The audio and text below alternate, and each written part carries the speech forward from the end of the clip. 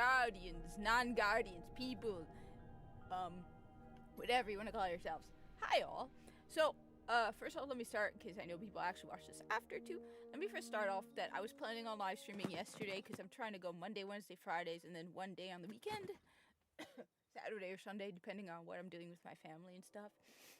But, I didn't leave work until like 5 yesterday.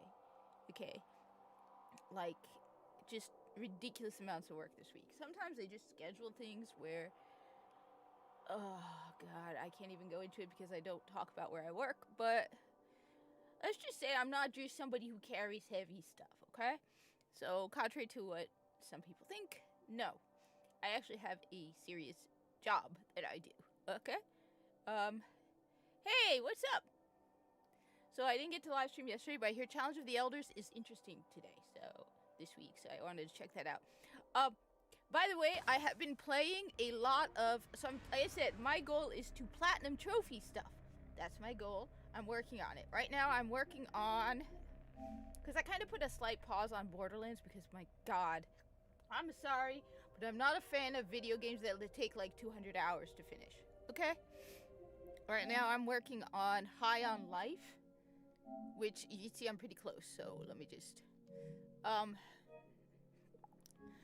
this game, I have a lot of, first of all, let me say, there's a lot of good things to say about this game, High on Life, okay?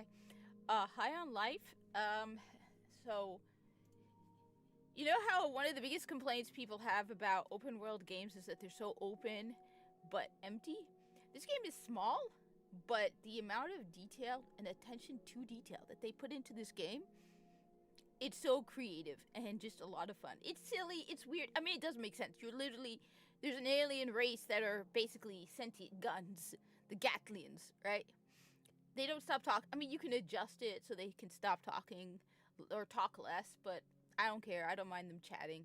I like them. I've never watched Rick and Morty, but I understand this is like the people who made Rick and Morty, maybe. I don't know. But I'm at 26 out of 33.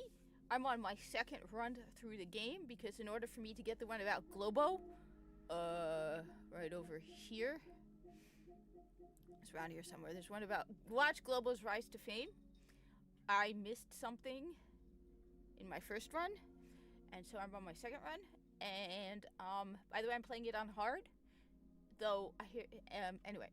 I'm on my second run, but apparently I found out I need to do a third run because there's something called and I gotta do it with a YouTube video. Mods please ban. Because there's one mod I have to do that requires me to redo the game all over again. So, I mean, I'm 26 out of 33. It's just, like I said, I like Borderlands 3 more than 4. Maybe I'll make a video about how I like 3 more than 4. But these games take so much time to beat. And Borderlands 4, I'm sorry. Yeah, at least one of the Rick and Morty people is a voice actor in this game. Borderlands 4 is boring. Look, the gameplay is fun, the guns are fun, but the map is boring, the enemies are boring, and the story is boring. Say what you will about Tyreen and Troy. They had more life in them, and they actually had an interesting backstory. Yeah, they're annoying, but you know what? They had more life, individuality. Like, everybody knows who Troy and Tyreen are. But can you remember, honestly, any of the enemies in Borderlands 4? Other than, like, the Timekeeper. Like, I think I beat Idolator something or other. I can't even remember their names. Okay? Can you remember anybody's name from Borderlands 4? Because I can't. They are boring. Everything about Borderlands 4 is boring. The enemies are boring. The people are boring. The NPCs are boring. The bosses are boring. I would rather have a million. I think Tiny Tina is by far the worst. Worse than Borderlands 3. But Troy and Tyreen may have been annoying, but there are things about them you will not forget. God Queen, Tyreen. Yeah, you can't forget that. Which is like God Queen. She's like, Nah. This game is... Borderlands 4 is so boring. And apparently I somehow, like, fast traveled out and I'm having difficulty getting back to the second boss, so I'm just gonna jump to the third and go back to the second. It is... come on. My God, I don't understand these people who are saying, it's a wonderful game, I love Borderlands 4. How? Who? The only person, and the funny thing is, right, I agree with his ridiculous crash out. Oh my God, Angry Joe? Dude, you like illegals so much you pay for them. Okay, Habibi? Relax. Okay? My God, I don't follow Angry Joe. In fact, I even responded to him and didn't realize it was Angry Joe because it's like Joe Vargas or something on X. But I'm just gonna say it. I don't want to follow him on X because my God, dude, the TDS in this one is strong. But his video on Borderlands 4, his review on Borderlands 4, I have to agree with him. I normally, look, there are very few videos by Angry Joe I watch. Usually his video game reviews are actually pretty good. I don't watch his movies and show reviews. It depends because I don't trust him to be 100% unbiased. Sometimes I'll watch them to see where he's coming from on it. But his video game reviews tend to be pretty decent. I mean, he didn't even like Dragon Age the Veilguard, which for a Wookiee with TDS, I mean, he was actually pretty funny in his review of Dragon Age the Veilguard. He actually said that he liked Borderlands 3 more than 4. Because, yeah, hello, he makes his review of Borderlands 4 is probably the best one I've seen. Because he makes a lot of valid points and concerns that nobody brings up. Everybody says Borderlands 3 was bad. The only reason Borderlands 3 was bad, there's only one reason, and that was the dialogue. Not even the story. The dialogue was poor. Troy and Tyreen, when you look at their backstory, I'm gonna get booted again. It's not gonna work. I'm gonna have to. Troy and Tyreen, when you look at their backstory, are actually interesting characters. Okay? Yeah, no, that's why I tend not to watch his movie reviews, but his video game ones are good. Troy and Tyreen had terrible dialogue, but they had an interesting backstory. And so he brought up points in his review of Borderlands 4 that nobody else brought up. He actually reviewed Borderlands 3 higher than 4. People keep bashing on Borderlands 3 because of the dialogue, but the gameplay is better than Borderlands 4. I'm sorry, the gameplay is better than Borderlands 4. The guns are better in Borderlands 3. I got better guns, more elemental variety, better guns, better drops in Borderlands 3. The maps, yes, the game is smaller apparently, I was wrong, but the maps have more variety and creativity than Borderlands 4. The enemies are funny in Borderlands 3. They yell at you and scream and attack you and say, like, they're funny. I like listening to the enemies in Borderlands 3. There's also a huge variety of different kinds of enemies because you're going from different planets. You have like dinosaurs on one planet. Like, you have so much variety. Borderlands 4 is all the same enemies. It's so boring. Like, and he actually points it out. He does a very good job. He's like I said, the only person who I have seen who put Borderlands 3 over Borderlands 4.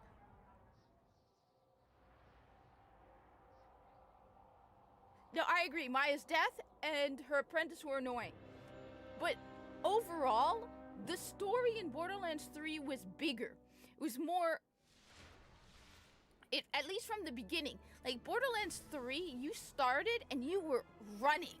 The moment you hit Borderlands 3, and again, I'm gonna get booted again. God damn it, Bungie. Because there's no NPCs. So, yeah. They will pop in and then I'm gonna be booted. Wonderful job, Bungie. Wonderful job.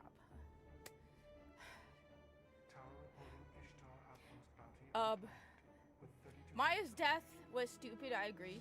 her apprentice was a pain in the butt. Though I guess, given she's lived her whole life with monks, but you start the story for Borderlands 3 and it's running. You're going different planets, right? You're like, it's so much bigger than Borderlands. Borderlands 4. Borderlands 4. Oh my god, the Timekeeper, or whatever the hell he's called. You look ready. I'm bored. Fight me. Like, I couldn't stop playing. I still play Borderlands 3. But Borderlands 4? I got it on launch and I still haven't finished the campaign. And I'm hearing the Halloween event is very lackluster in Borderlands 4 compared to Borderlands 3. So I want to see it. Everybody's acting so like amazed at, other than the glitches and the issues that on the PC, right? Everyone is so hyped for this game's gameplay and mechanics and story and characters, and I'm like, I don't see it. I don't see it. Closing communication. Retrieving available bounties. Security protocol. The Borderlands movie is a crime against humanity. Alright, let me just say, okay. I would rather though, okay, let me put it, I would rather watch the Borderlands movie on repeat than replay Tiny Tina's Wonderland. Hey, what's up, Joshua? I would rather watch the Borderlands movie on repeat rather than play Tiny Tina. The Borderlands movie is awful. It is really, really bad. The only thing I liked about the Borderlands movie, and I did end up like buying it on Amazon Prime for like $3. Amazon Prime for like $3. The only thing I liked about it was you get to see some of the. They created the world, so you get to see like in person. Do I like Jack Black as Claptrap? No, but you get to see some of the things of the game. The story is garbage. The casting is terrible, but you still get to see in live action sort of Pandora. That's the only cool thing. But yeah, I would rather watch the Tiny Tina's movie, the Borderlands movie, than replay Tiny Tina. Oh my god, the writing in the Tiny Tina is worse than Borderlands 3. Just flat out. Voidbird, Brawler. Wait, no, that's the Nightfall. Ooh, the Nightfall is Daybreak. Let me just check what it is. I'm not yet gonna do it because I gotta set up stuff for it, but ooh, the Nightfall. Super Kill Bonus, Solar Burn, and Trickle. Alright, first off, let me just see what this is. I just want to see which one it is. No, I haven't even, I've beaten one of the 3 bosses that you beat before you go to the Timekeeper. And I got very close to the second. And then I wanted to go sell stuff. We've stepped into a war with so I disappeared. I like fast traveled and now I can't get back. So I'm gonna fight the 3rd boss and then go back to the 2nd. Ooh, Valis to Arik. Wait. Wait, Valis to Arik. He's well protected. Oh, that's the. Oh, yeah, I've done him before. There's also a cheese spot you can go to. Daybreak is awesome. So I'll probably either today or tomorrow. Probably tomorrow. So my goal is Monday, Wednesday, Friday, and 1 day on the weekend. The thing is, one of the things I've decided is one of my goals is every weekend I'm like telling my family I'm like I want to do something. So I'm like I go to my dad. I'm like you plan it. I want to do something. Okay, that's good. But okay, that's cool. I haven't played Marvel Rivals. I need to play Marvel Rivals. So wait, let me just see here. We got Super Kill Bonus, Solar Burn, and Trickle. So that's great. You want to know? Okay. So first off, and there's someone who commented on, who sent me a message on PlayStation Plus. I will respond to you. My apologies. I've been busy at work. The reason I didn't respond was I wanted to see for myself what Challenge of the Elders is so I could figure out how I would build for it. So first off, let me just say Solar Burn is great, okay? Because it means your throwing knife will do more damage. So the thing is now, Trickle. So let's go. I want to go look at my vault. But On the other hand, I had somebody get so mad at me because he said that Marathon will pay for a new Destiny game. And then he said I was obsessed with his. I'm confused. There are people that I have discovered on X. I think. Hey, Zennies! Where's Min Min? I'm confused. Let me just say, Accessing messages. there are people who can confuse me a lot. This double kills with this weapon charge, super energy.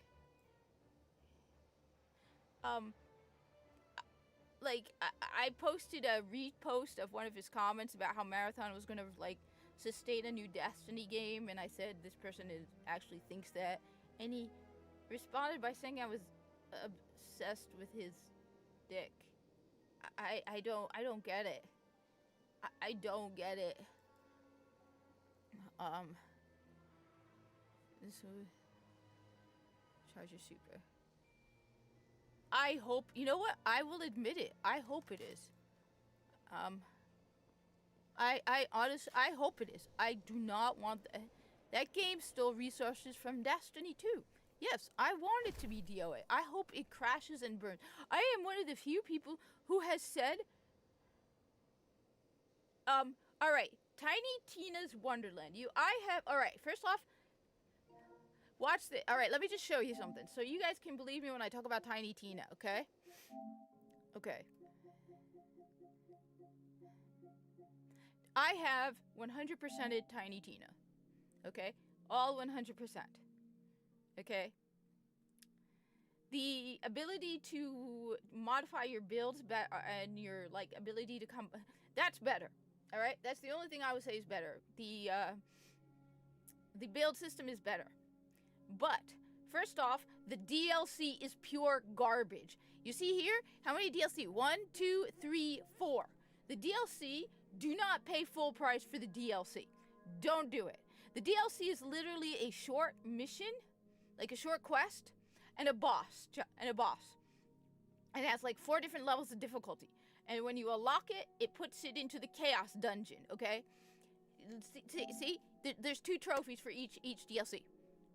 There is nothing good about the DLC. The DLC is just a waste of money unless you get it for like $5 for like 2 of them. Okay? The DLC is absolutely like I kid you not. On top of that, when you do the short quest before the boss, there are no vending machines. So that means you can pick up stuff, but you can't sell it. And there's no auto sell like in Borderlands 3. Borderlands 3 has an auto sell where you can pick a rarity and it will sell for you automatically. You don't even have to put it in your inventory. For some odd reason, they did not put that in Tiny Tina or Borderlands 4. So basically the auto sell feature, which a lot of people don't know about, is in Borderlands 3. You go into the menu and it allows you the option to choose a rarity. Right now for me it's set at rare, blues. So that means everything blue and under. When I pick it up, it doesn't go into my inventory. It automatically sells it and gives me the money for it, okay? That does not exist in Tiny Tina's Wonderland. You have a limited amount of space. These missions have no vending machines to sell it. So you will basically leave stuff on the ground, which is a total waste because you want to sell as much stuff as possible because you need as much gold as possible.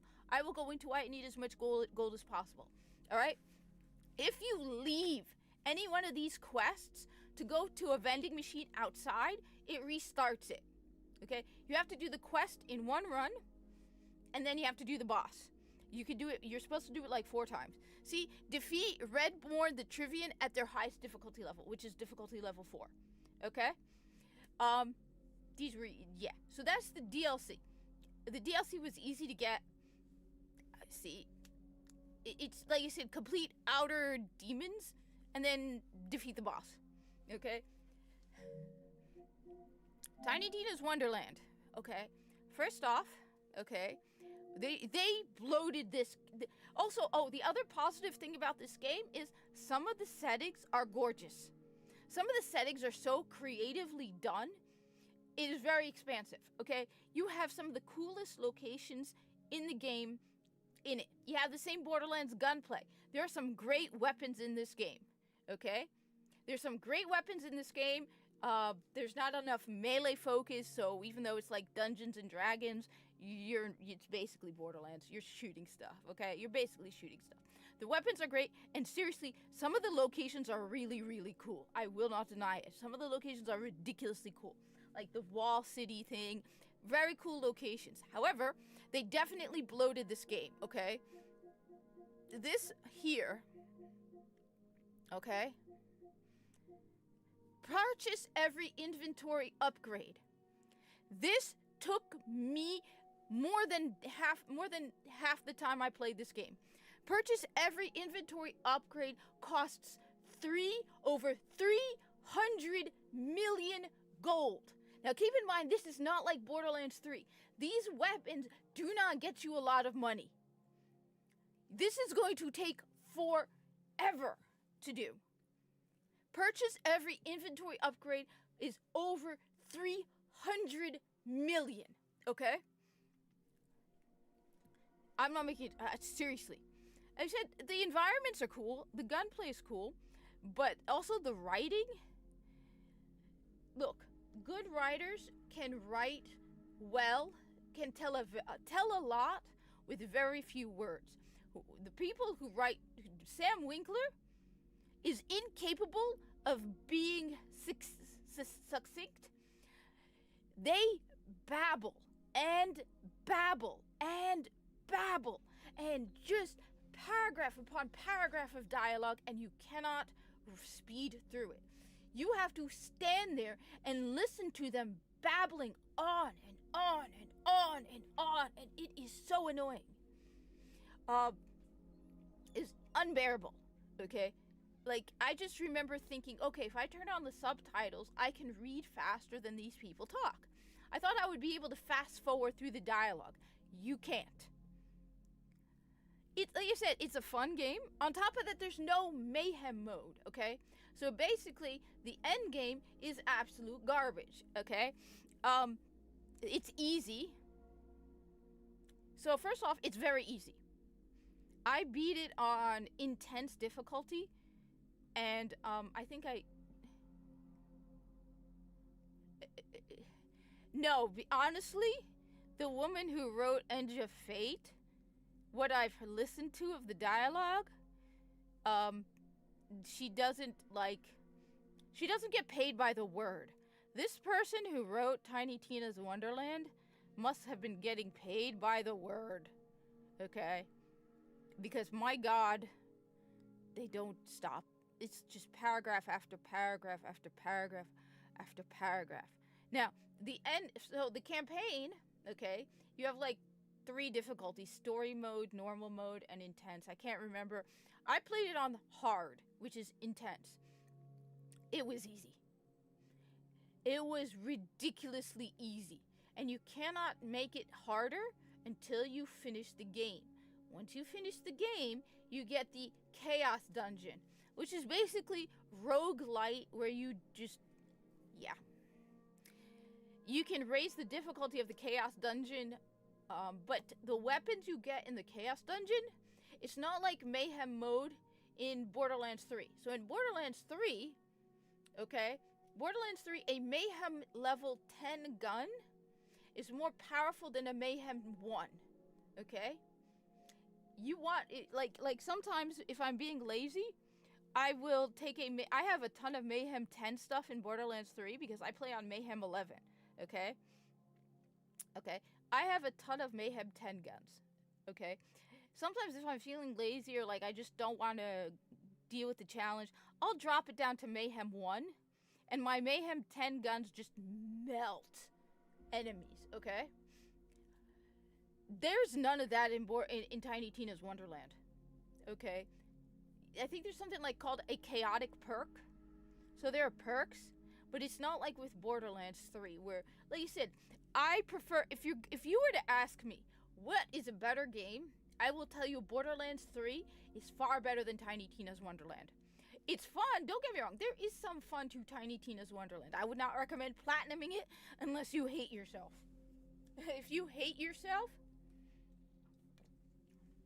go ahead and platinum it, because I am ridiculously stubborn, and it's the only way I managed to complete that last one. Okay? The only reason I managed to complete it is because of that, because I'm ridiculously stubborn. I would not recommend you platinum it. It's fun, especially if you got it for cheap. Like I said, the story is boring. The only time I actually, again, it's Borderlands, so you got the guns of Borderlands. You got the, you know, the fun of getting new and cool guns of Borderlands. But don't go into it for story. Honestly, like I said, Borderlands 3 is by far the best Borderlands. I agree, there are problems with the story, and Troy and Tyreen can be really annoying. But the thing is, really when it comes down to it, Troy and Tyreen are memorable. I mean it. Can anybody who's played Borderlands 4 tell me any of the enemies? Hey, Moo Moo? Really, Moo Moo? What's the matter? You want a treat? Who wants a tweet? Who wants a tweet? Seriously, they don't stop.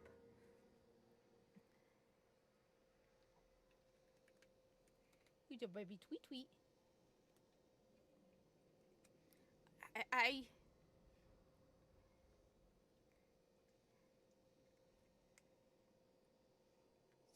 So this morning I was trying to get ready for work, and somebody sat on my lap and would not get up.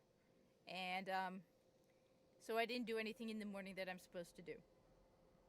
I have a ton of things I'm supposed to do in the morning. I didn't do any of them because somebody sat on my lap and started purring. I wonder who would do that.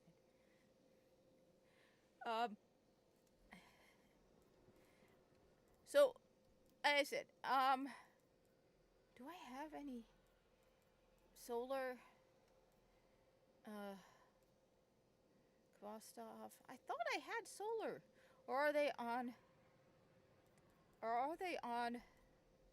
my Xbox account?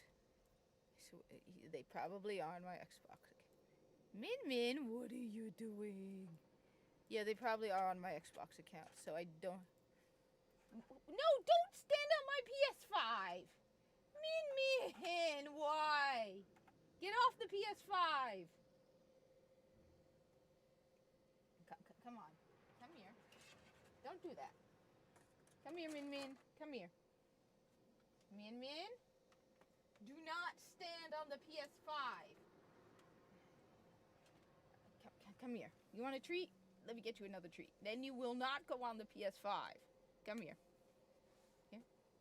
You have to come. Come here. I don't want you sitting on the PS5. You will damage it. Come here. Good girl. Come here. Nope, you have to come all the way off the desk. Good girl.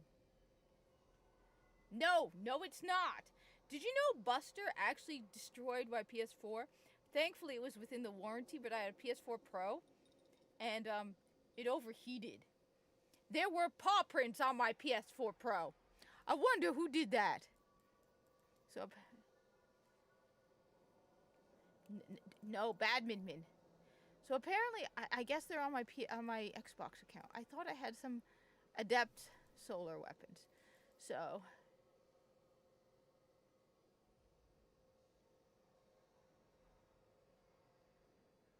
I haven't played Final Fantasy XIV in a while. I've been wanting to, but I said I'm trying to get more platinum trophies, so I've been playing more stuff. Let me think. So Bad Juju is one of them. Min.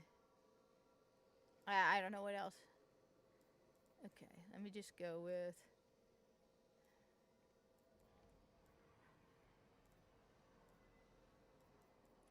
As long as I have... So, Zala, Supercell, the Small S Energy, and Bad Juju. Alright. I also have Monte Carlo with me or not? Yes, I do. Okay.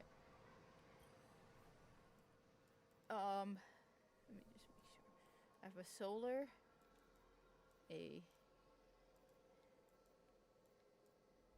good. No, dumb.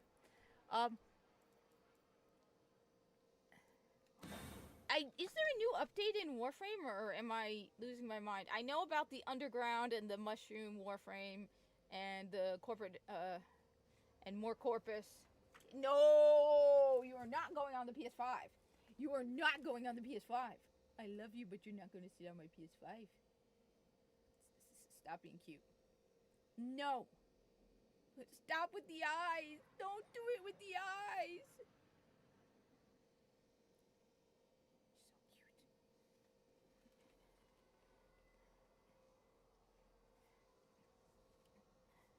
I also have Ninja Gaiden 4 to play as well.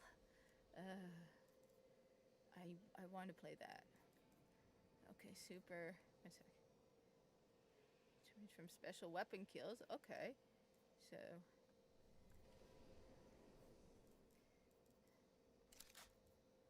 No, you are not going on the PS5. Sit.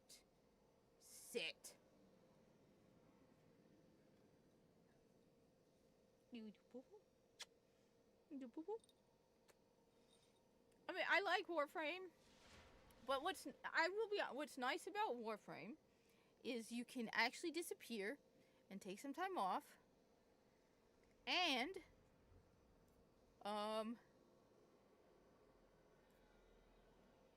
you don't have to worry about missing out, like another game that honestly I'm done with at this point. I think I've reached my apathy level, so I'm kind of pretty much done with it at this point. There's just so many video games to play, and let's see, who are the bosses too? Oh, first off, so Bad Juju, will you let it increase damage? Let me try with Bad Juju. Okay. Xenoverse, because I'm doing a... Okay, now you're gonna have to explain that to me. Xenoverse, because I'm doing a DBZ D&D game with friends. I know what D&D is. I don't know what a DBZ is, and I don't know... I know Xenoverse... Isn't Xenoverse a Switch game? Okay, it's a fun story. So, it came out on the Wii U, the first Xenoverse game. So, I was talking with a guy from Nintendo, and I was interested in buying the Xeno game. And he told me that despite there having a giant robot on the cover, he's like, you like action games, you're not gonna like it. So I never bought it. He's a baby. Who's a baby? You can sit right here. You're not sitting on the PS5. You're not sitting on the PS5. You're not sitting on the PS5. One thing I just wanted to say, because a lot of these crazy people, right? These people who are saying go out and steal, all right? Oh, Dragon Ball Z! I have got to get into that. It's just too big and overwhelming. Every time I see it, I'm like, yeah, that's too much. Let me just say this about all the people talking about stealing from retail stores, because I'm tired of this nonsense, all right? You are going to get people fired, and you're going to get people... If anybody goes into a retail store and thinks that just stealing... You're going to hurt people. Everyone's like, I'm stealing from the big corporation. No, all right? You're not stealing from the big corporation. You are stealing from that individual store. Why? Because one of the things you need to keep in mind, okay, is stores get penalized... Stores get penalized based on their theft, all right? Second of all, I'm seeing all these people who are like, Min, no! Sit. Oh, Fallen. So they're like, oh, if you're working at Walmart on these days, do you really think Texas, if you let somebody rob and steal, that you're not going to get fired? If they see that you are letting somebody get away with theft, yeah.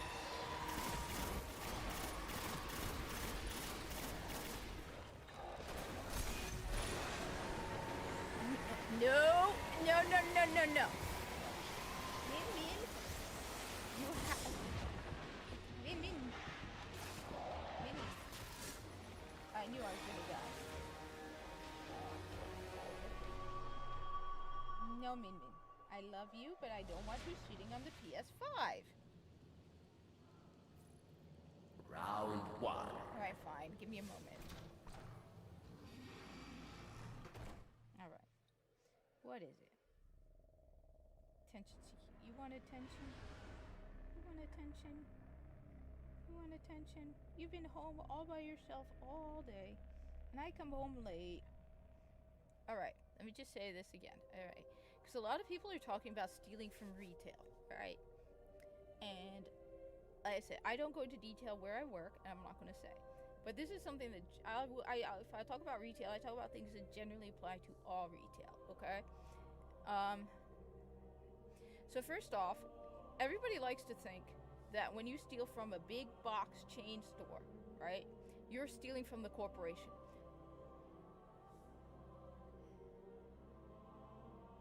Oh no, I'm not worried about fighting that. I just have, yeah, the cat. You're not stealing. Who suffers when you steal from a store? Even a big box chain store. The store suffers. Okay? Do you not think that this theft is monitored? The shrink and theft levels are followed and monitored. And if the theft goes up too high, who gets penalized? The store. Second of all, okay, when it comes to theft, okay, most employee hours are based on sales, right? They will give people more hours per department based on whatever money they make in sales. If you steal, first off, you're not paying for it, so that's lost sales. And second of all, when you steal, that's lost product that people could potentially have sold. So you're harming again the little guy, because people who need more hours are not going to get them because you stole.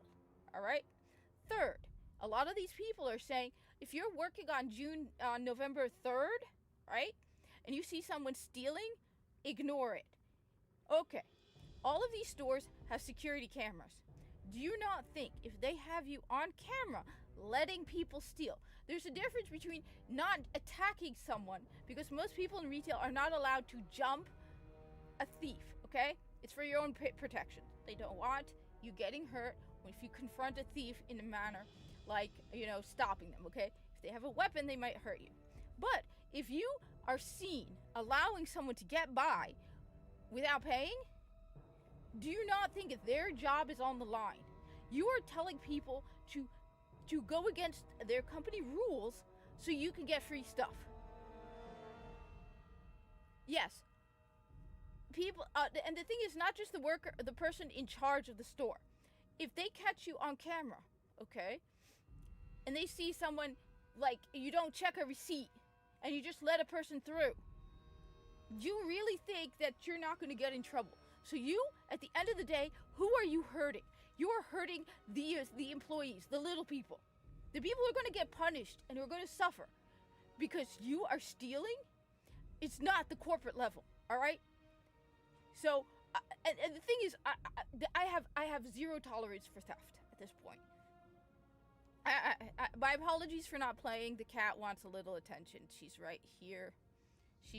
I tried, and she jumped here, and she wants some attention, and I owe her some attention. I've been at work all day, and she doesn't. She wants some attention. Who's a good girl? And like I said, I work in retail. As I said, I don't say where. But these people piss me the hell off, because they're going on there saying, go and steal. And they think, oh, you're not hurting the little guy. No, you're hurting the little guy. The people who can't afford to lose their jobs. The people who can't afford to have their hours cut. Okay? That's the thing. Everyone acts like stealing from a store is hurting the big guy. It's not. Okay? You're hurting the people who get paid the least. Okay? And so, no. And then, need the baby. Who's a good girl? I just wanted to say that because they're so short-sighted, and they don't. And the thing is, if you're going to be able to go out and rob, as one person pointed out, can't you just get a job then? It's the holiday season. Retail is hiring. Okay. He's a baby. Who's a good baby foot is this? See, she's right here. Here's. She's licking her paw.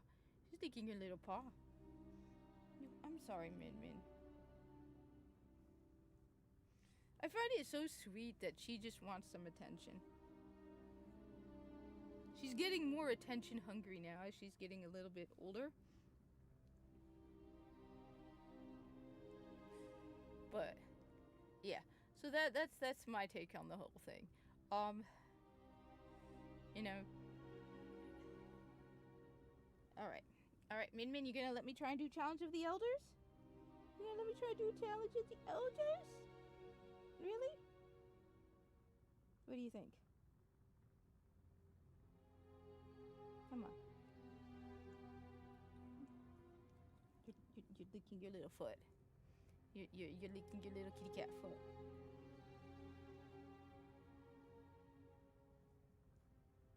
We're gonna have to start selling your foot pics online? What do you think? Wanna sell your foot pics?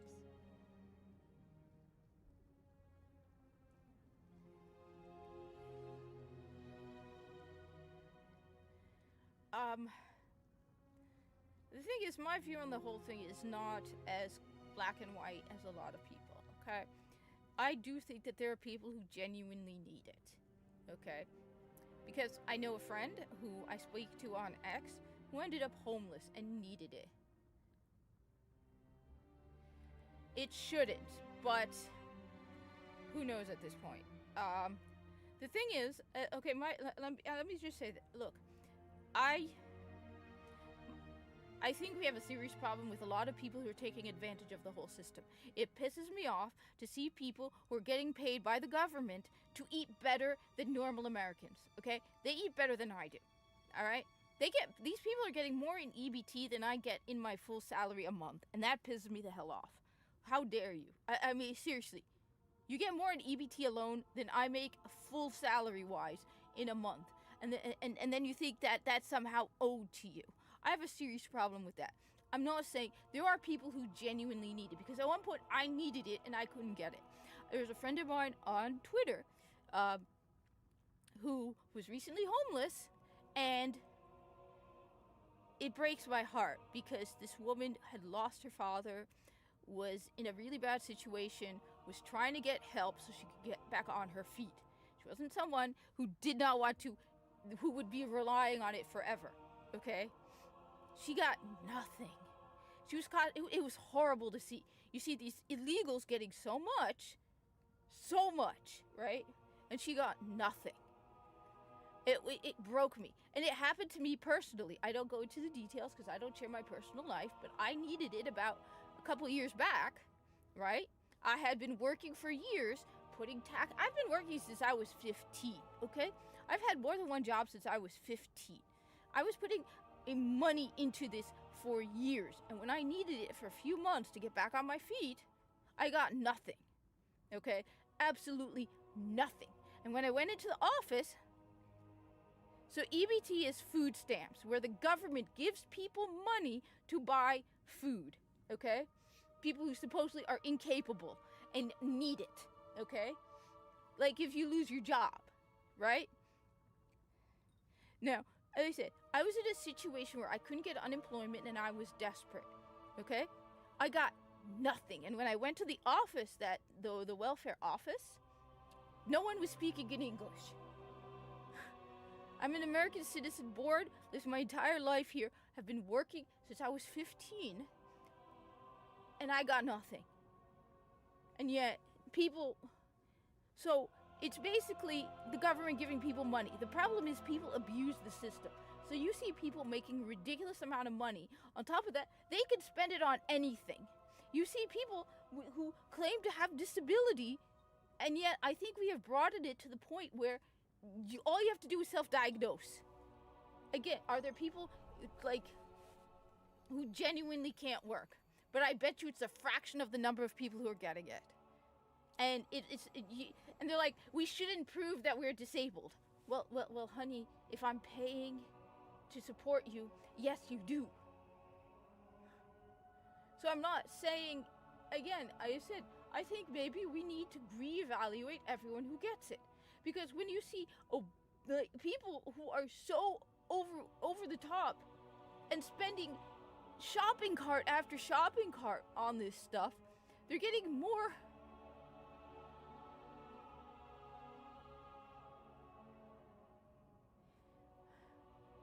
Look, I'm seeing these people getting more food than my entire family did when it was like 5 of us.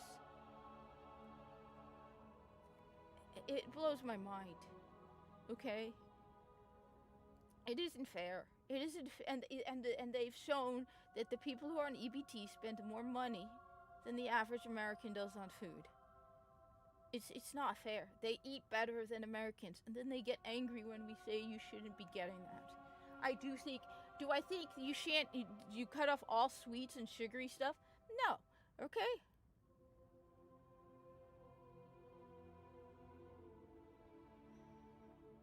I mean, do I think we should ban them completely from getting like a snack or something sweet? No. But at the same time, we need the people were showing what you can get on EBT on Amazon. Okay? And it's garbage. And stuff that most, like protein powder, is expensive. Like, I sacrifice, no, it's not fair. Right? It's not fair that you expect us to provide for you, and then you abuse the system.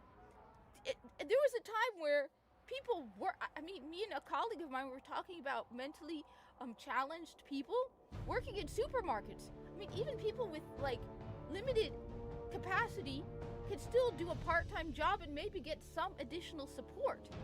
But when you're handing out thousands of dollars to people, how is it that you have people with 7 kids and 7 baby daddies? Prison of Elders welcomes you. Do not fail, Guardian. I said, my patience on all of it has kind of broken because, Round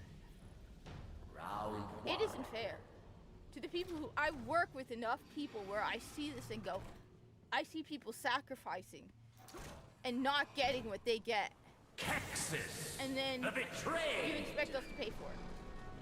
So I've reached the point where I am, my only real disappointment with President Trump is he didn't cut enough.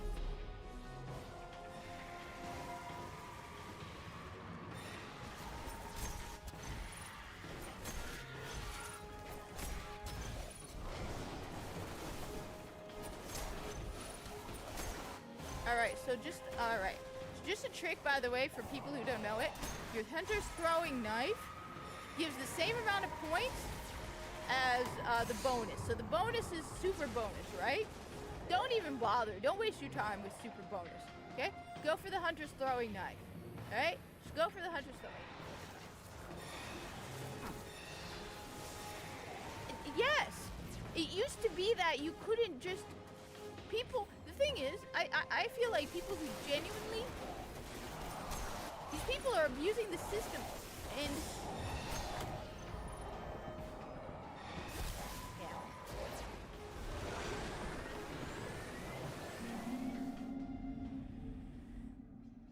Okay. I agree. But my other question is... Round 1. Oh, okay, look, genuinely, my apologies. Genuinely, my question is this, okay? Okay. I understand before certain...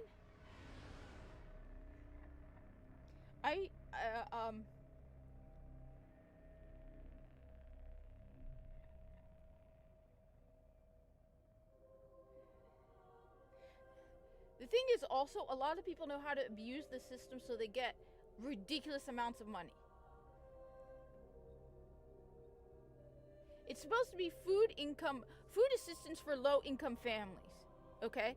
What it comes down to is low-income people who don't work, or work minimal hours, getting ridiculous amounts of money from the government and spending it on whatever they want. they get more money for their food than the people who cheat the system get ridiculous amounts of money because they know how to cheat the system. They get thousands of dollars. They get more money than I get paid in a month, okay? They cheat the system. And what is considered low income? Yes. But on top of that, they also will have multiple kids just because every kid gives them more EBT. My question is this, and I don't understand it. I'm sorry, but I am obviously Muslim, okay? My religion believes in abstinence, okay? You're not supposed to be sleeping around before you get married, right? So, obviously, you know what? I've said it before. I said it in a YouTube video, so it's not like I'm gonna be like revealing something I never revealed. So whatever. I have a body count of 0. Okay, flat. Obviously I've never been married. Okay, I have a body count of 0. So I don't understand this. Please, I don't understand this.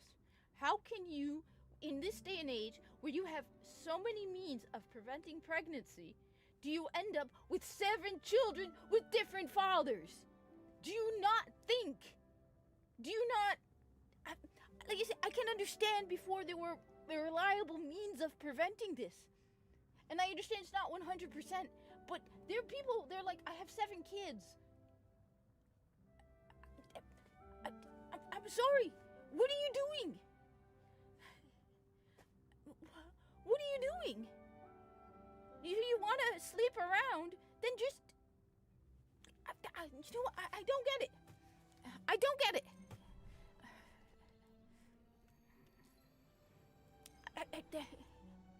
I don't. Really? I don't. On top of that, as much as I'm not a big fan of it, I don't.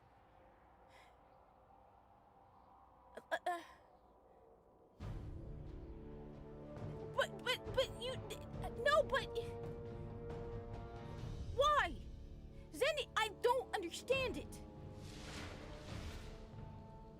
Yes, people have kids. Look, if it weren't for my religion, if I wanted to sleep around, do you really think I wouldn't be doing things to not make sure I don't end up pregnant? Survive. I don't understand it. I really don't. Like, this is a lack of responsibility on a level that blows my mind.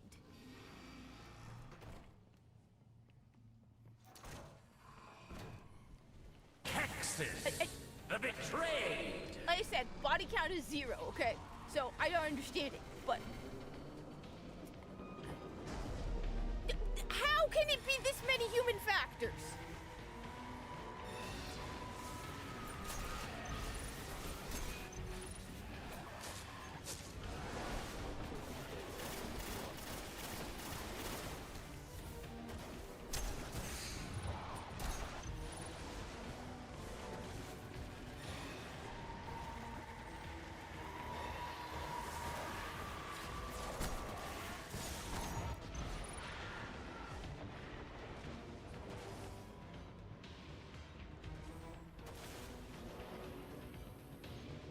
Oh, that I have no doubt about.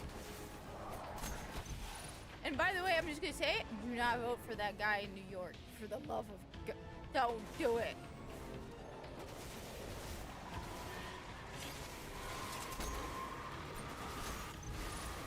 See, you do. By the way, again, I'm not going. Okay. I said, I am flustered, okay? I don't get it. I don't get it. If I were going to go out, sleeping with a bunch of guys, first off, I would be carrying protection in my pocket for him just to be sure. I mean, look, like I said, I don't fully understand it, okay? But I would be like, yeah, I don't want to have any, there's always the risk. Hexes, the betrayed. I'm just, I don't get it, okay?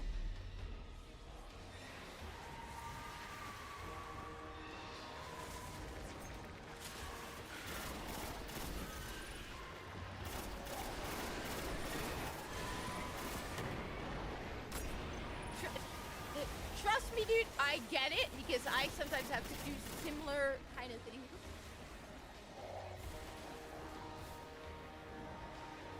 Which, look.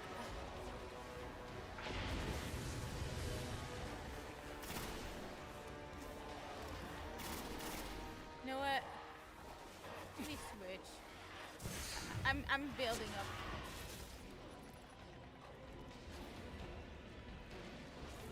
I voted. I voted already. I've also been putting up signs for Jack. Every time I bike to work, I bring a couple signs with me and I put them out. The best one, okay. So there are these 2 rows on each side of the street with like 3 signs each for Mickey, Texas, and I put the Jack one betrayed. right at the front. So the first one is Jack, and then it's followed by a whole bunch of Mickey ones that are covered by the Jack one is the first.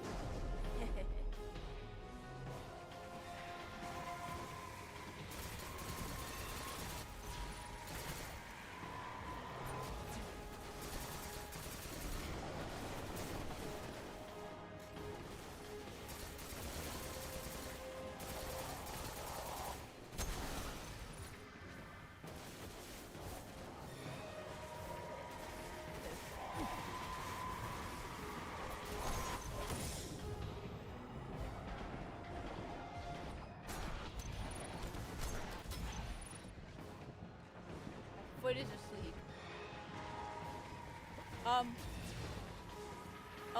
I mean, if you're in New Jersey and you haven't voted, go out and vote for Jack.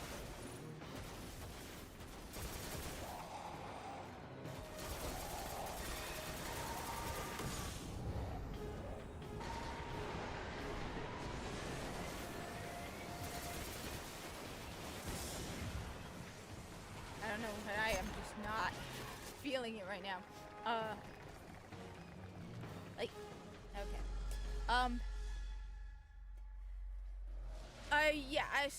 I definitely voted. I posted my picture of Scott Pressler with me, and apparently I am adorable. I am not adorable, okay? No. No. I'm just Texas, not feeling it right now. the betrayed.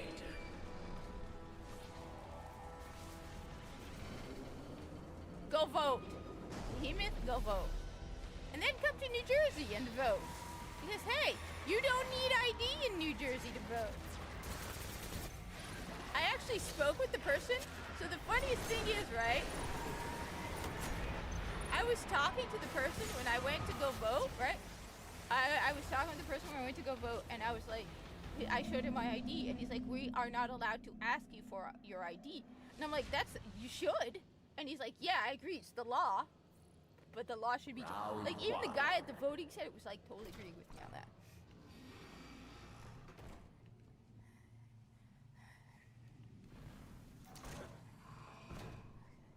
Texas, the betrayed.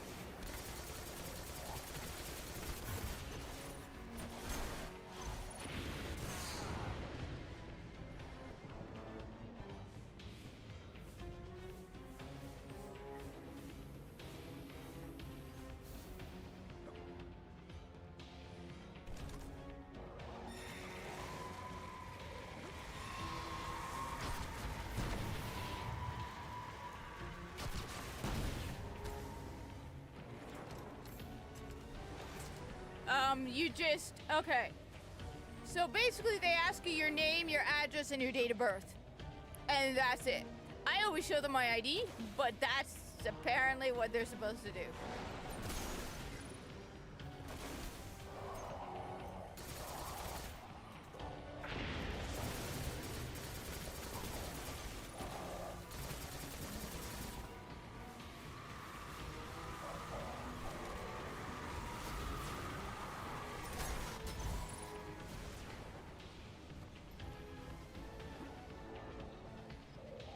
Look, I think it's stupid.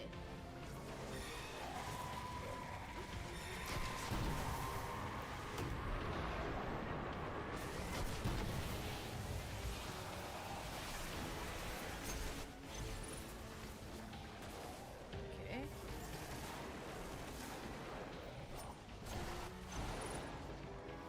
All right.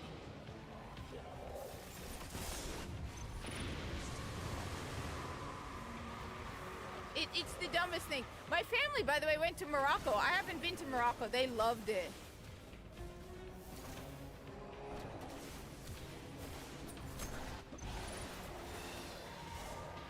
I am from Europe.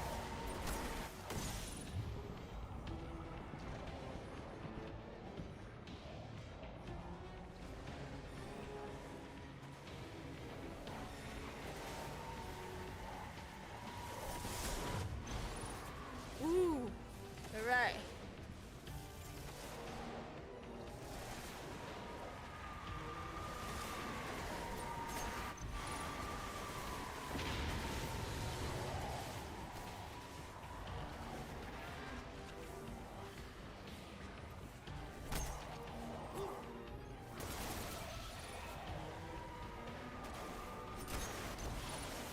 See, that's the trick to getting the points. All right, that's the trick to getting the big points.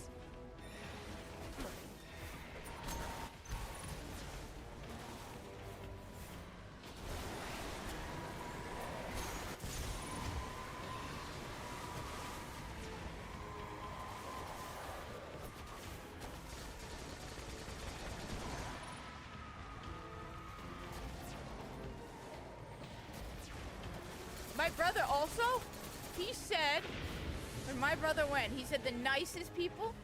My brother also, so my brother went at a different time. He said the nicest people he'd ever met were in Morocco. He loved it there too. He absolutely loved it.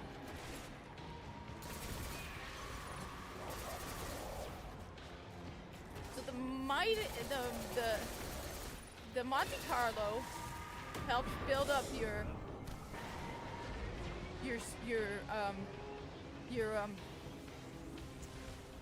melee, which is the whole point. I want my melee, because my melee is what's going to get me the big points. I don't really care.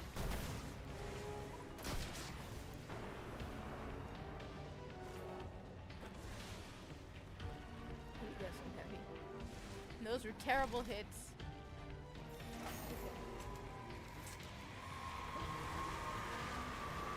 On the other. Damn it! God, dude. I'm not happy. So, melee kills. Hunter's throwing knife. Do it. That's how you do it.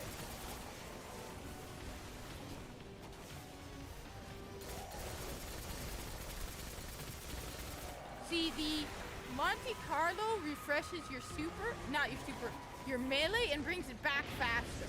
Which is a good thing. The whole point is to use the hunter's throwing knife. Alright.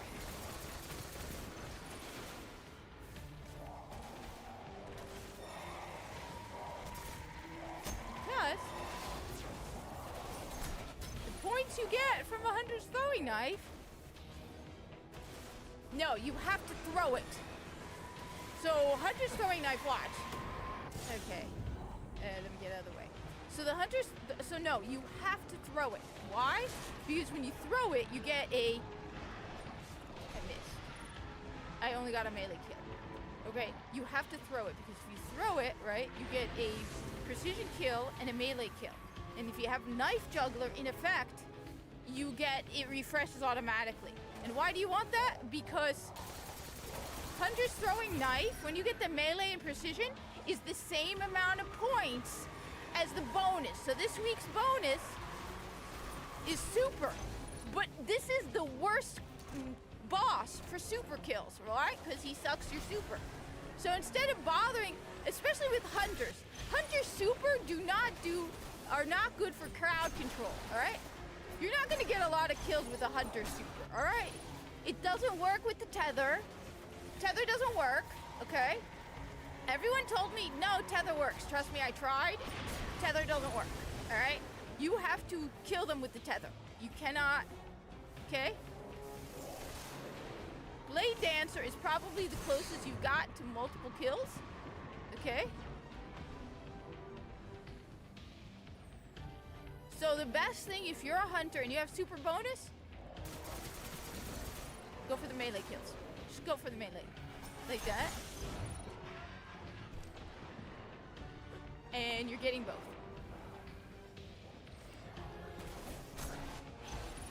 And the best one to use? Monte Carlo. Why? Refreshes it for you.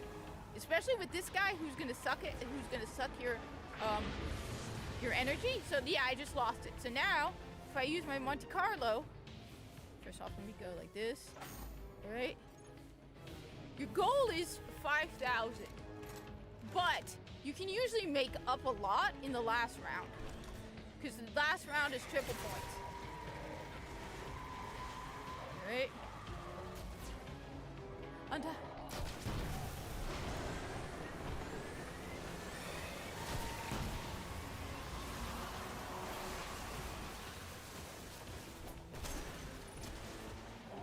That was a terrible one because that was a melee. That's why they said.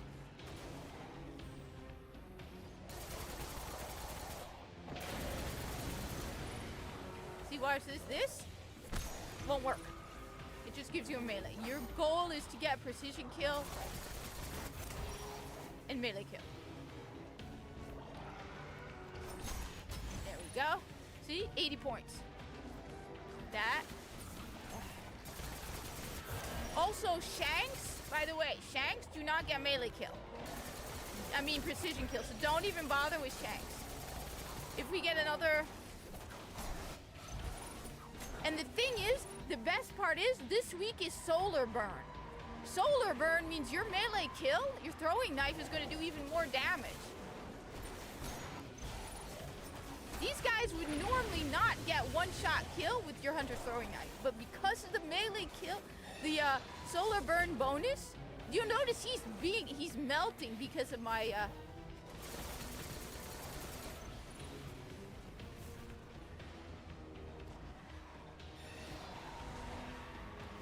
bang. See? Come on.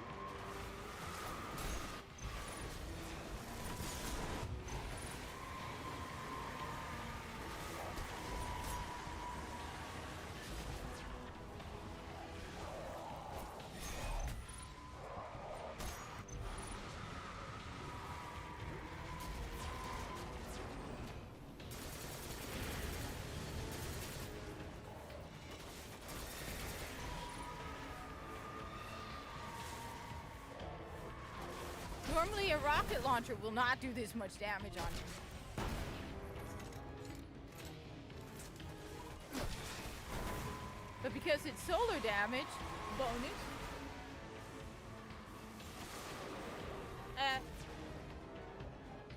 Can you fully recharge your melee randomly with the Destiny 2 one?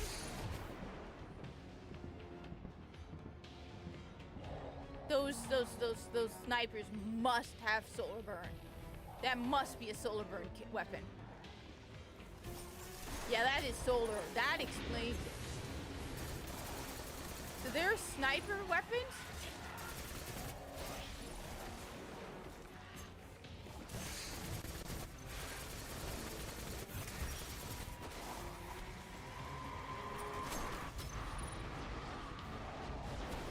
Oh yeah, I'm not gonna make it. Damn it. I'm such an idiot. No.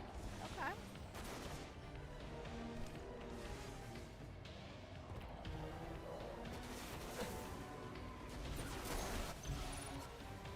So Monte Carlo in Destiny 1 has 2 perks that really help. First off, it will recharge your melee faster.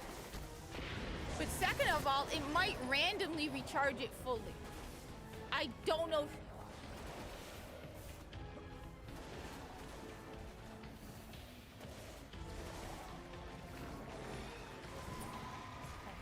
Damn it.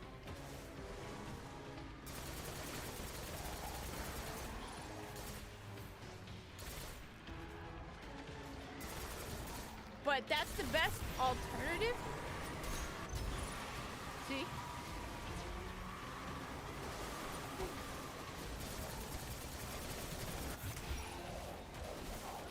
I mean, don't get me wrong, there are some exotics that I think do better.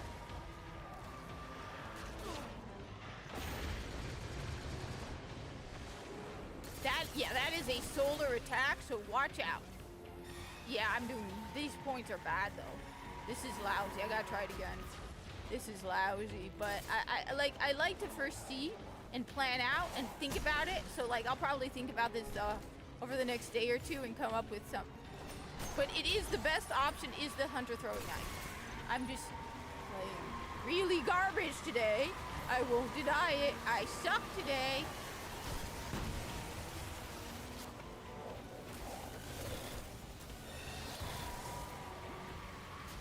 I really don't like him too. I will admit. He doesn't, you know, the funny thing is, he doesn't show up very often. Texas, the Betrayed, never shows up, so I have like no, like, he rarely shows up. Return to airlock. There are a couple of bosses I rarely see in Challenge of the Elders. Kexis the Betrayed, so the Taken Fallen, the not Taken Hive. Usually you get the Taken Hive. It's very rare when I see the not Taken Hive. So just Hive. Not Psylocke the Defiled. I can't remember his name because he rarely comes up. And Cabal Strategist Val Araun. Which Val Araun is a nightmare to deal with. Like if Val Araun shows up, I'm dropping Destiny right now because I just don't feel like it. I've been working like Round 2. Oh, Hive. Okay. Now, which one? No! Vex! Interesting. Which Vex is it? Vex! A servant of Oryx hungers guide. Oh, this is a piece of cake. Okay, yeah, babe.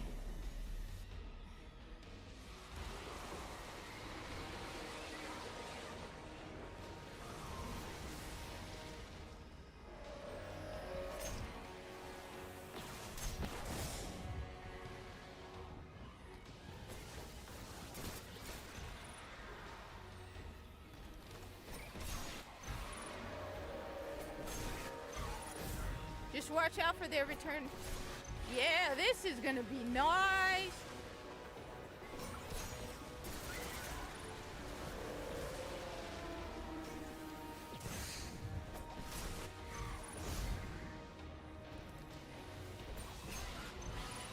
See, look at this. 160.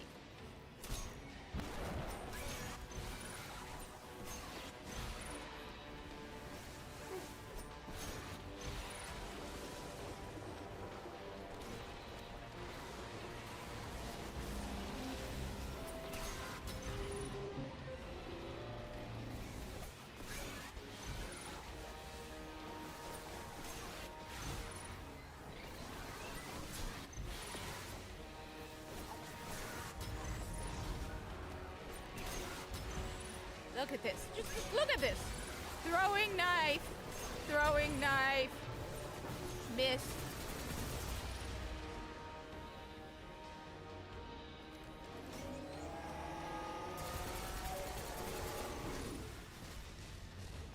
Whoa, whoa, whoa, whoa. Where am I?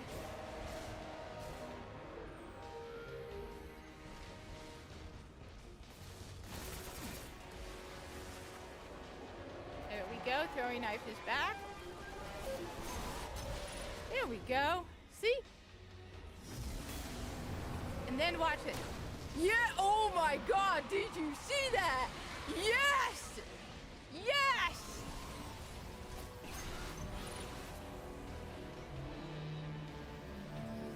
Come on.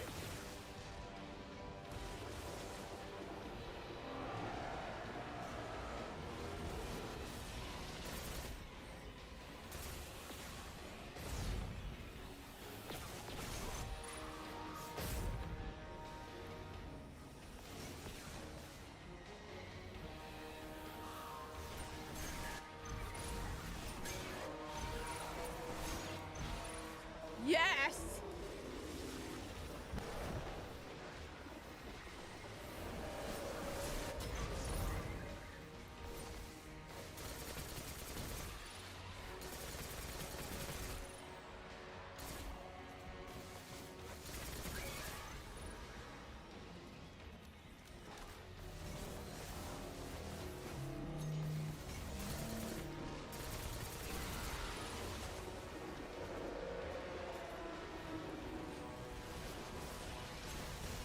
Not refreshed yet. Come on.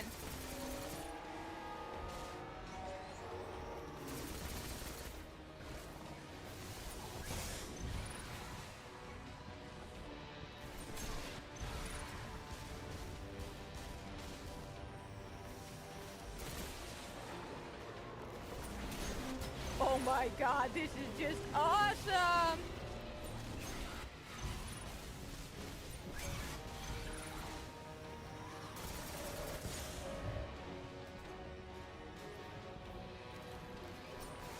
Miss.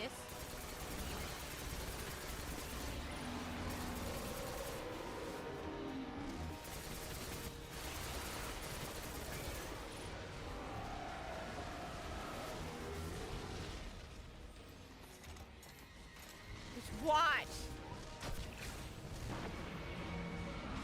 Yes!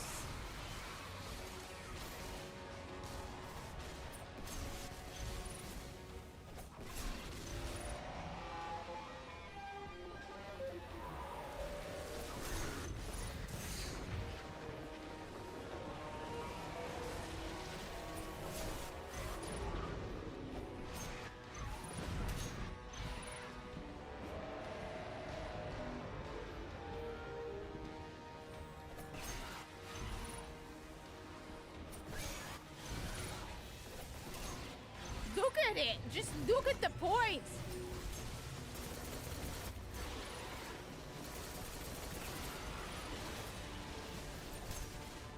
I missed.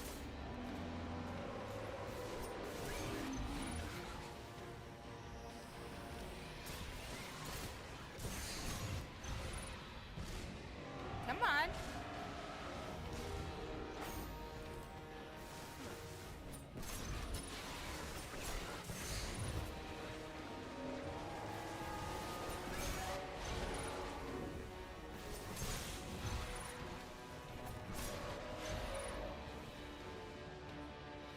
Like,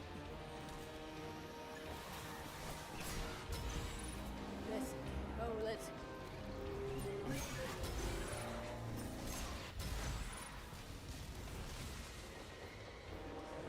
All right, watch and. Ooh, that was too powerful. Like double reinforcements. I might have to do it slow down and not go with the Celestial Nighthawk. Cause he's gonna die too fast.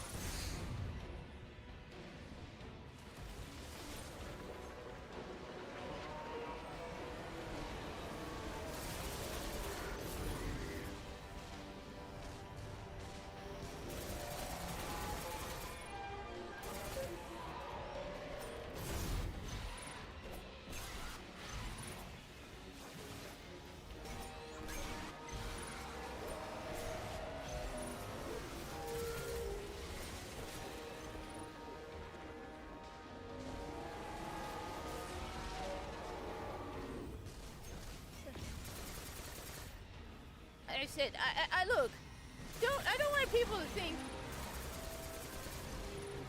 like, I think one of my biggest things, just to keep in mind, is I think my biggest I feel there's so much great gameplay in Destiny 2, and just not enough stuff to use it. I don't want to do the same, like, I do this for fun and as a challenge, but most of the time I'm constantly playing new games nowadays.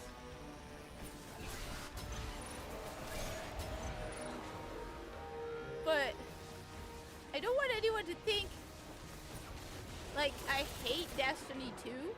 I'm disappointed. I'm hurt. It breaks my heart. But I can't. I've been hurt. Like it's like a bad relationship where I'm like, alright, that's it. I've been hurt too many times. I've been disappointed one too many times. I'd rather open the world up to new stuff now. We need to start seeing new people, Bungie.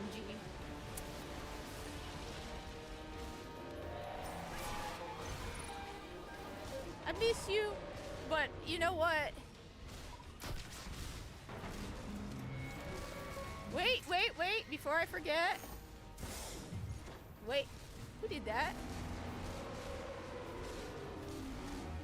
Somebody's really mad.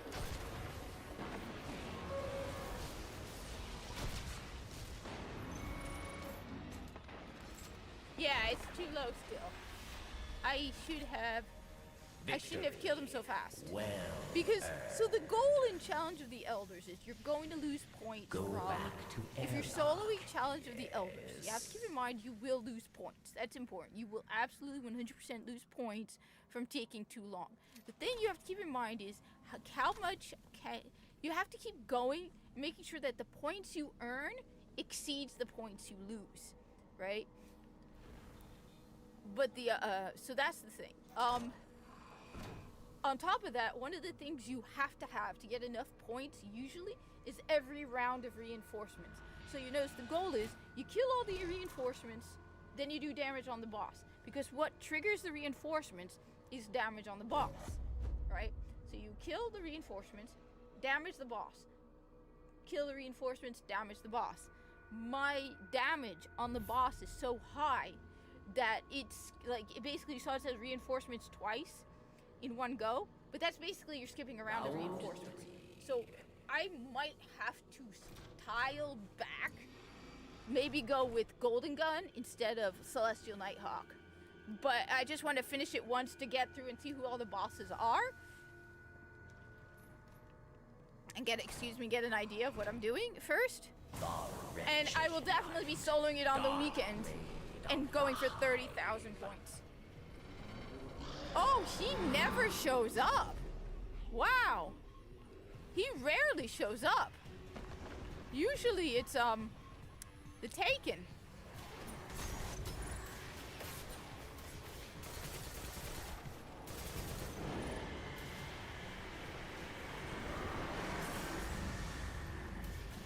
Actually, you don't even...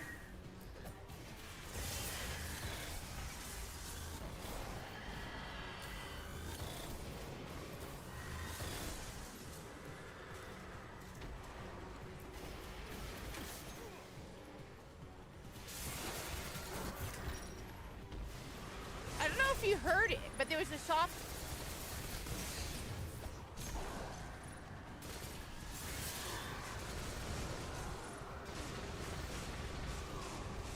Yeah, no, that sucked. Dude, that sucked.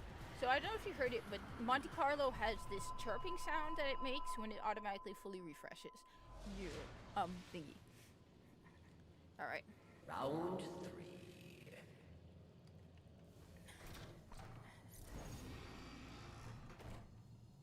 Yeah, my super is gonna decimate him too, so I'm gonna probably, next time I do this, The wretched night. take off Celestial Night. That's the only thing. And maybe do one shot with the triple Golden Gun.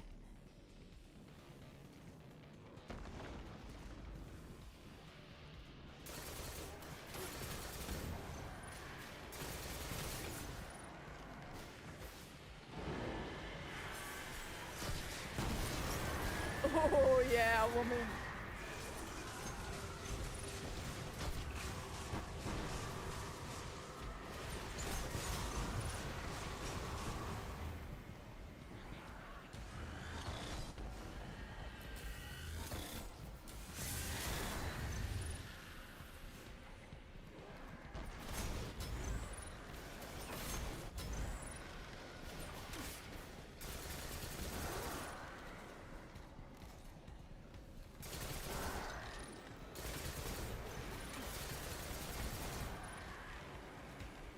also need to get better.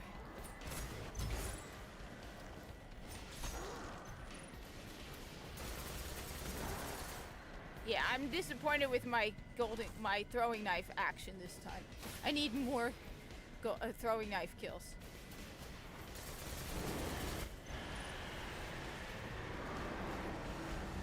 Precision kills aren't gonna do it.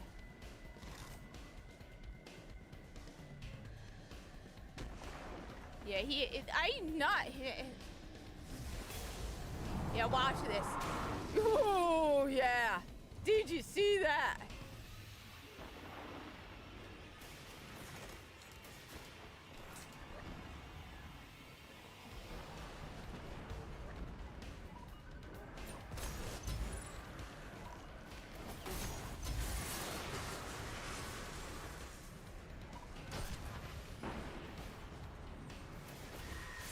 Yeah, she's too close.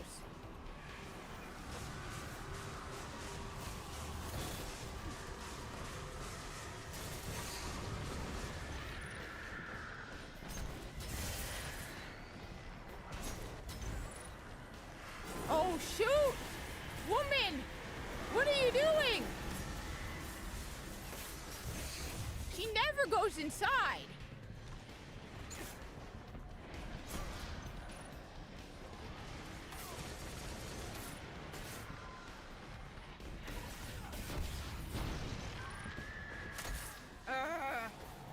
Okay.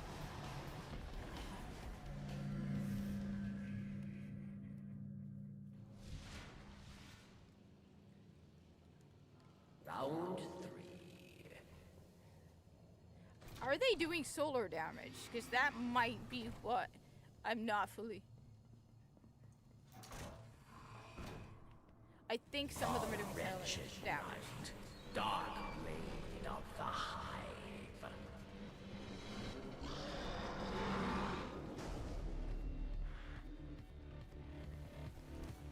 I'm not good enough though.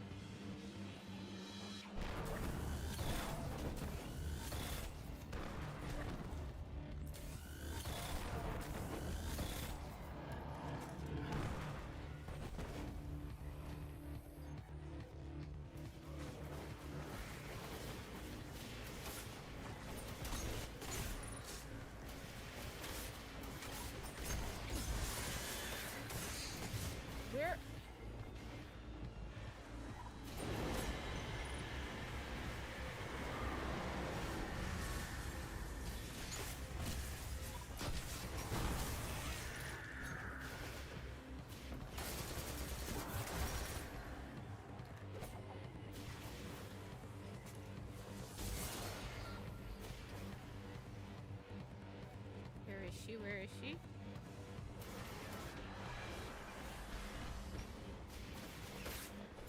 Oh, damn it! I heard her. I heard her.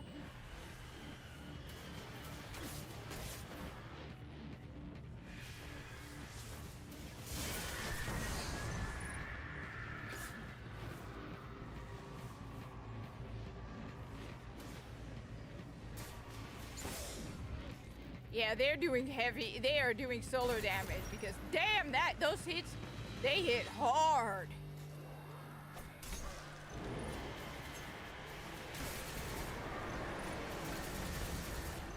They must be doing solar damage.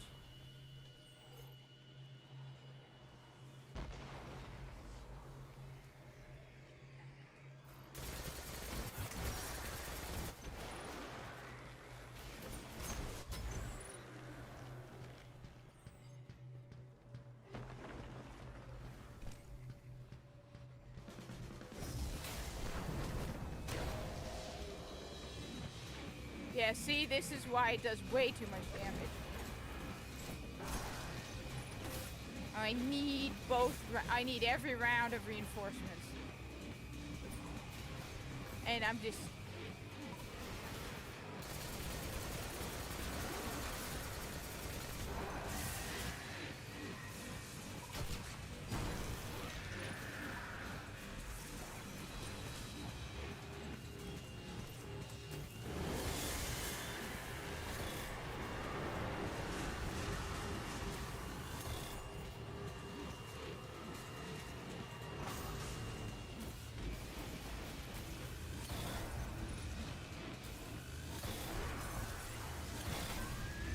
Yeah, woman.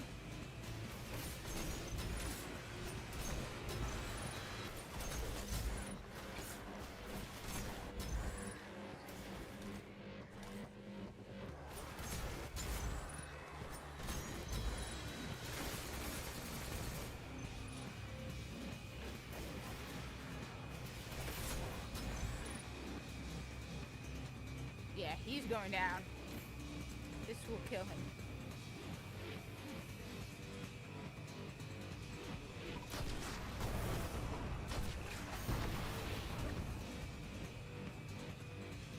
Or no, it won't actually. He's at the...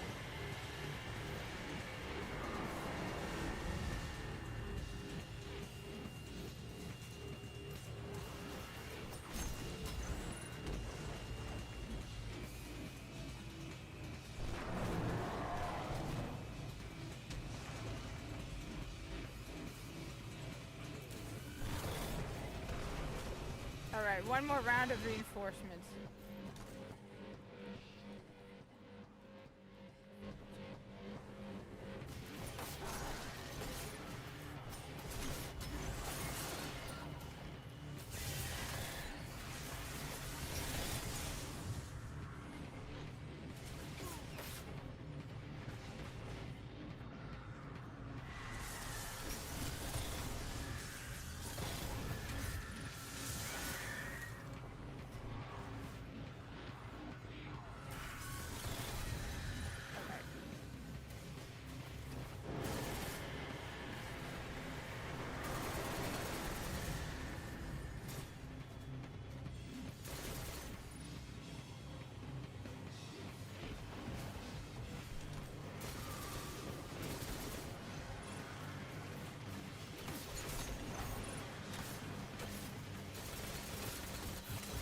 Yeah, I'm not even trying now. I just want to get it done.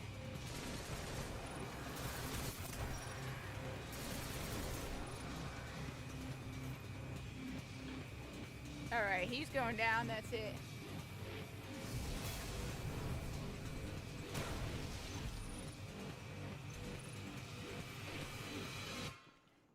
Done. Enemies die. You live. Yeah. Well done. Done. Yes. I need to focus next time on score and getting better at throwing knife and maybe thinking about my build a little more better, but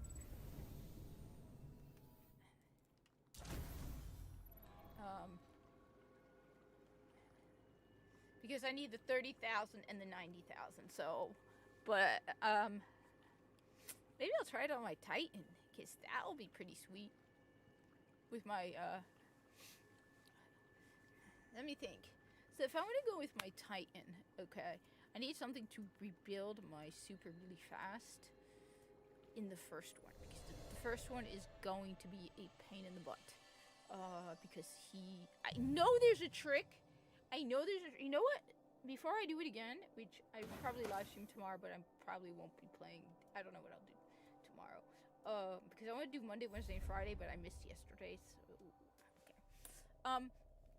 If I were to go with my Titan, see, the nice thing is now I know who are the bosses, so I could kind of prepare even better for it. If I were to go with my Titan, I would definitely go with the Solar Titan. The thing I would probably want is either Bad Juju or Zalo Supercell, because they build your super up. I would focus on a super, just because Titans don't have the throwing knife advantage that hunters have. So again, a lot of people don't know this, but trust me when I say this, okay? The points you get if you do a precision kill with your hunter's throwing knife is the exact same as the bonus points. So the bonus this week, super kill bonus, right, is a certain number of points. I found it out by experimenting, okay? Super kill bonus is the exact same points as a hunter's throwing knife kill if you get it as a precision throwing knife kill. Which is great, because a lot of times these bonuses don't really work well for a hunter. I mean, like, for example, the super kill bonus, okay?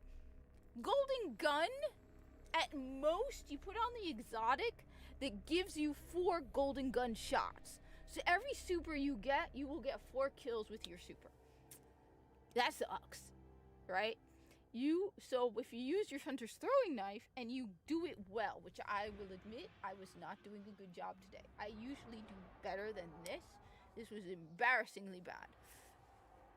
But if you do it well, you can just keep going. Especially when you have, like, the Taken Vex. They are a piece of cake. And the advantage is you have Solar Burn this week, which means your hunter's throwing knife will melt enemies. Some enemies without the Solar Burn will not die with even a precision throwing knife kill. Most of the ones we have in this will, but some of them don't. But with the Solar Burn added, you don't even have to worry. You will burn through it. On top of that, you don't have Shanks. Shanks don't do precision kill, so you're good. You're good. So it really sucks, because it's usually like melee kill bonus, which, other than the hunter's throwing knife, come on, we're talking hunters, really? I mean, it's not our specialty. Okay, solar kill bonus is the worst for hunters. I mean, at most you have, like I said, you get 4 kills with golden gun, or you can set your tether to 3 shots and get 3 kills with it, because tethering enemies and then killing the enemies that have been tethered do not count as a super kill bonus. People have told me, no, Kat, you're wrong. Trust me, I tried, because I was sure. People kept telling me, no, you're wrong. Super kill bonuses include tethered enemies. It's not the enemy. They're like, not the enemies you kill with the tether. It's you tether them and then kill them while they're tethered. You get bone. No, you don't. The only thing you will get is if you hit them with your tether. That shot, that enemy will count as a super kill bonus. So the only thing that could really do any number of multiple kills is Blade Dancer, which, given its solar kill bonus, that sucks. So Hunter's solar kill is not solar kill, super kill bonus sucks. But this gives you an advantage for everything. Everything will give you the same amount of points. That's the great thing about Hunter. It's just yeah. Titan, as I said, I would probably use Bad Juju or Zalo Supercell, and I would modify my build to make sure that I would make sure that right, where is it? I would make sure intellect is as high as possible on my Titan, because I want to get the super to go up as fast as possible, as much as possible, and go with hammers. And then probably use a rocket launcher on the boss. A rocket launcher or a fusion rifle. So I would use my super on the ads, and I would not use it on the boss, because as you saw with my hunter, the amount of damage that the super did on the boss killed him too fast. And while you want to kill him fast, too fast means you don't get enough rounds of reinforcements. So that would be my main goal. It would be, get my super up for my Titan. Warlock, it would probably be similar strategy. I'm not very good with Warlock and Titan exotics. So let's see. My favorite Titan exotic is the Tychonaut, which is the one that gives you a ton of heavy ammo and adds tracking. This is for Voidwalker. This is for Hunter. This is Energy. Yeah, that's not gonna help.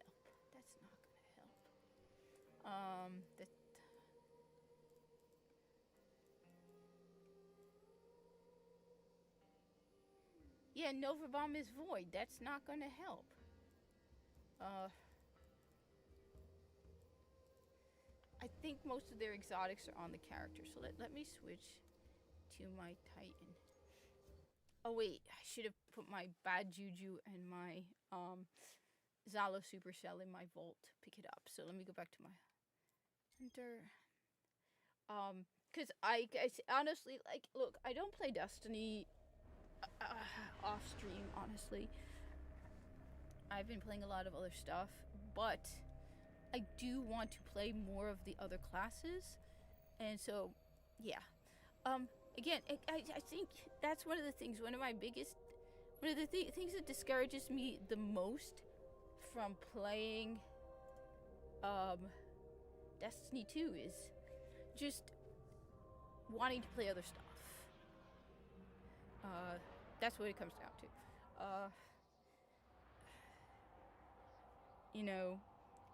No matter how good the leveling system is at this point, for what? For what am I leveling up for? At this point, really? What am I leveling up for? To do what? To play the same stuff, to play the same stuff over and over and over again, just to, Unity Yala acknowledged. Monte Carlo wouldn't really give my Titan that much of an advantage.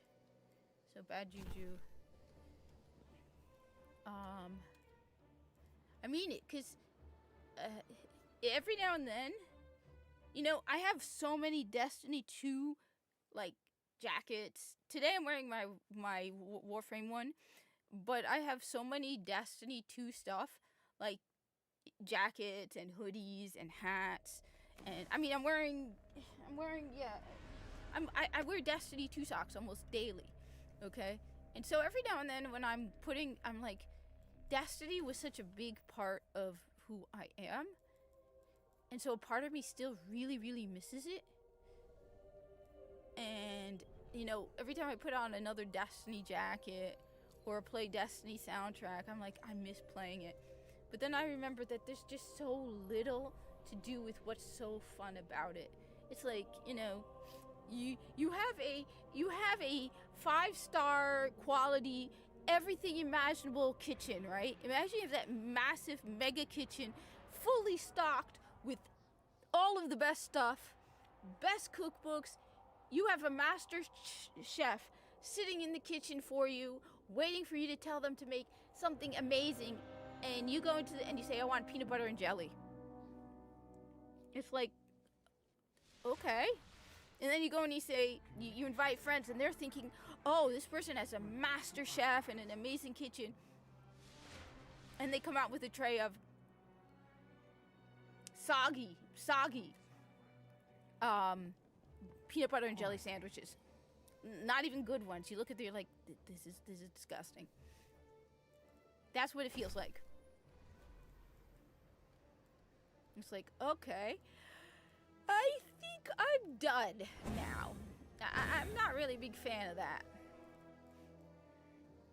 So that's what it really comes down to. Oh, I don't have another. I'm gonna have to grab my fusion rifle because I need the fusion rifle, but I might be able to do it with the sidearm. Yeah, I'm gonna have to get more. Damn, I don't have a lot of heavy. I'm gonna have to grab my rocket launcher as well. But my Titan exotics. Yeah, the melee charge. No. That's cool, but no. Fist of Havoc. That's a arc, right?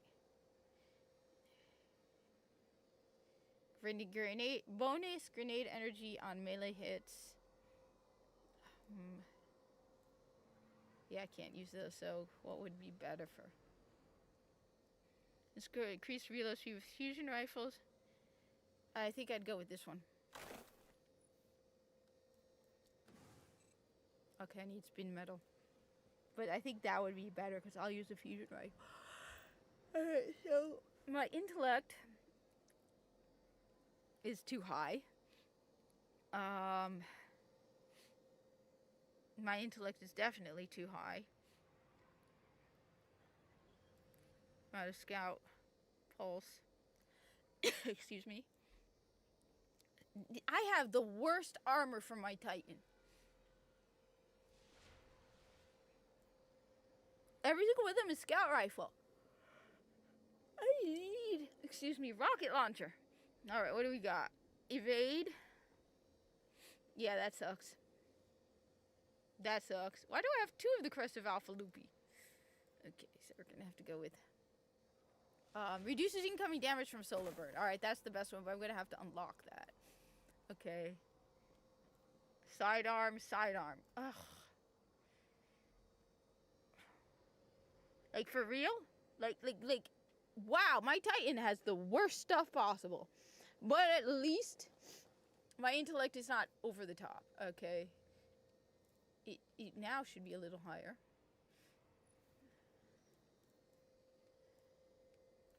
But it still will improve. That's still better, because 330 is very bad. Do I have any? Yeah, okay. So, this is what I would do.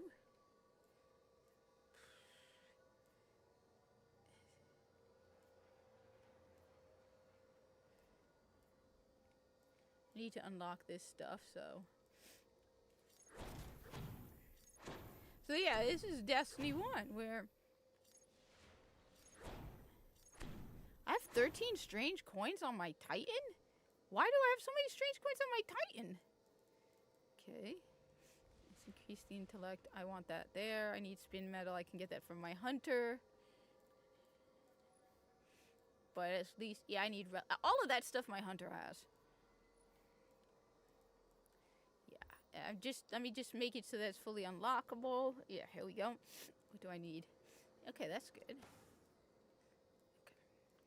But I'm not going to use that. 385? Why am I 385? Why am I 385? Oh, that's why. Bloody hell.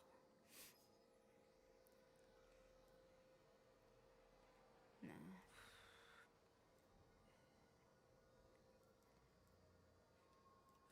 My Titan is in a terrible state. Okay, now we're at 400. Okay, that's good. All right.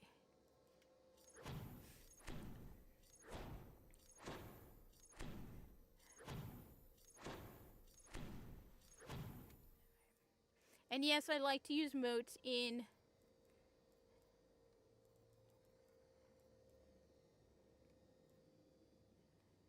shotgun. Maybe I'll use a shotgun instead of a fusion rifle.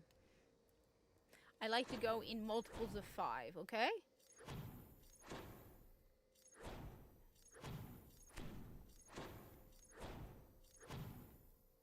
Okay. Leave a cache key, nice.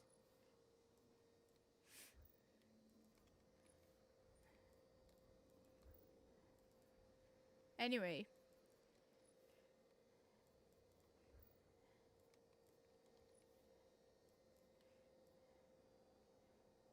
Void melee. Oh god, it sucks. Should I go grab a couple memory of Yolder?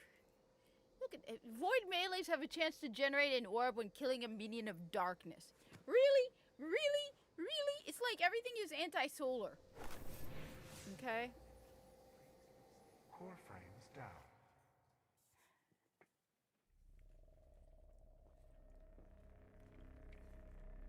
Okay. I am disappointed. Ooh. Oh yeah, that's a good mission. I should do that. But not right now, because, Alright, give me 1 sec. I'll be right back. I'll be right back. Let's just say, I'll be right back.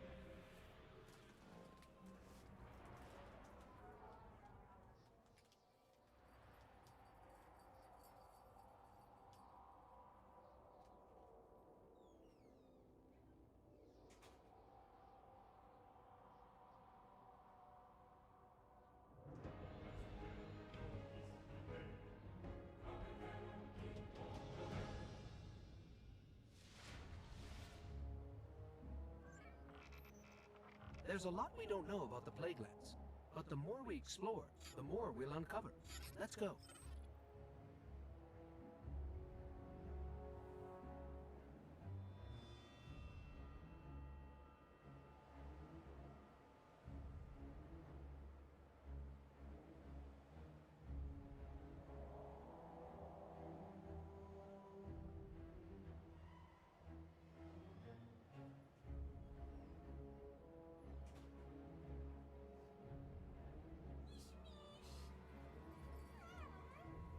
I missed you. Okay. Wait. Alright. So.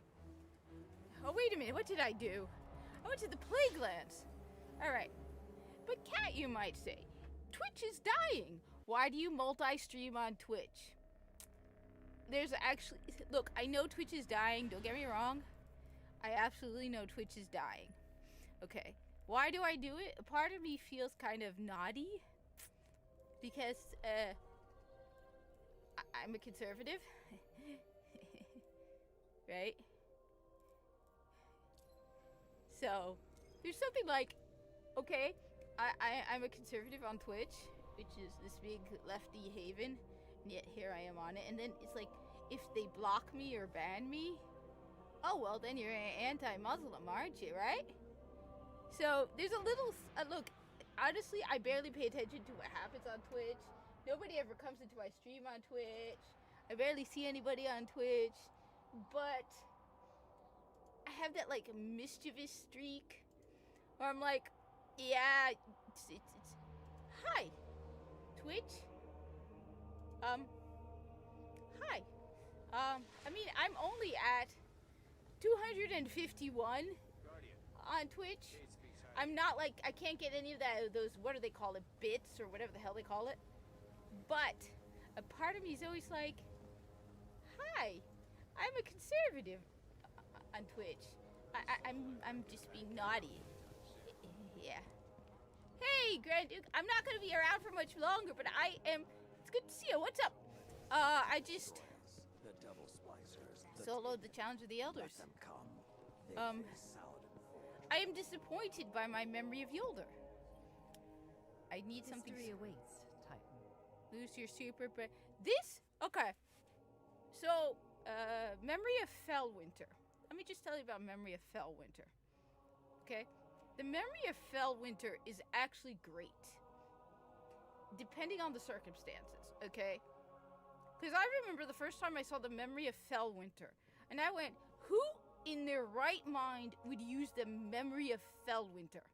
Lose your super, but gain 1 extra grenade and melee charge, and small boost to all stats. Orbs grant melee and grenade energy. You lose your super.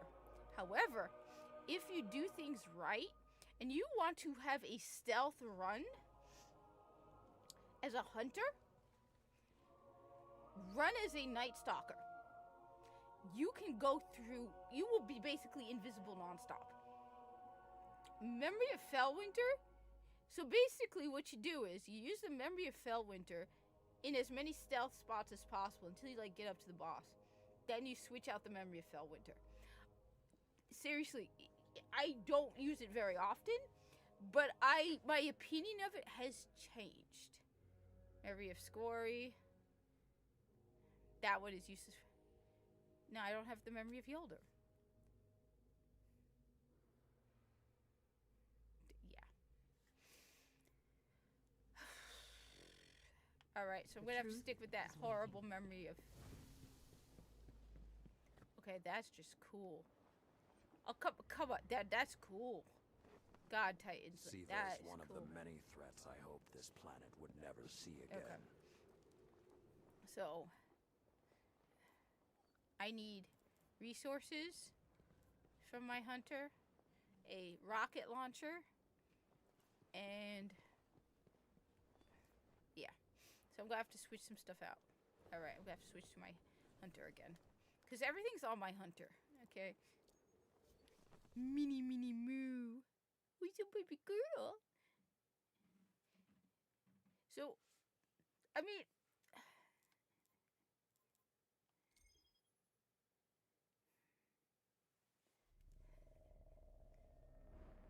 So yeah, let me just see if there's anything... I mean, I'm even on Kick. Have I pissed more people off?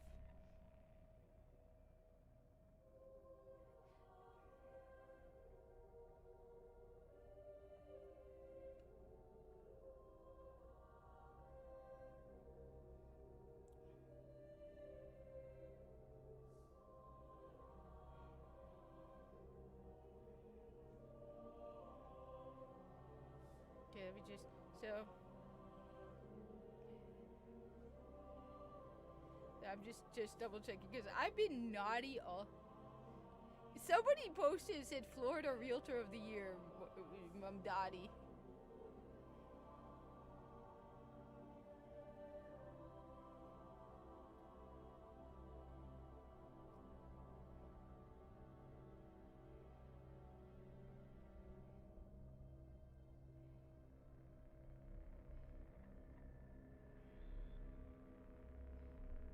So, anyway, I have been, honestly, something, okay.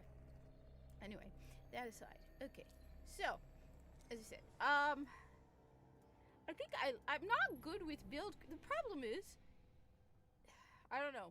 One of the things I said, I saw that video and it's like, Destiny 1 is about skill, and I like that more. I'm not good with the build crafting. I can do the basics. Like, you see right now, I'm going, all right, I need solar for this, solar for that, you know, that kind of thing. But that's why I suck at god rolls in Warframe, okay? I love playing Warframe, don't get me wrong. But I still, excuse me, haven't finished the Steel Path. Which pisses me off to no end. Okay? All routes clear. Because I suck. Okay. Yeah. So I need that. I need that. I think I have all the resources here. Spin metal. Relic iron. Yes, I have everything. Okay. To receive House of Judgment reputation. Okay.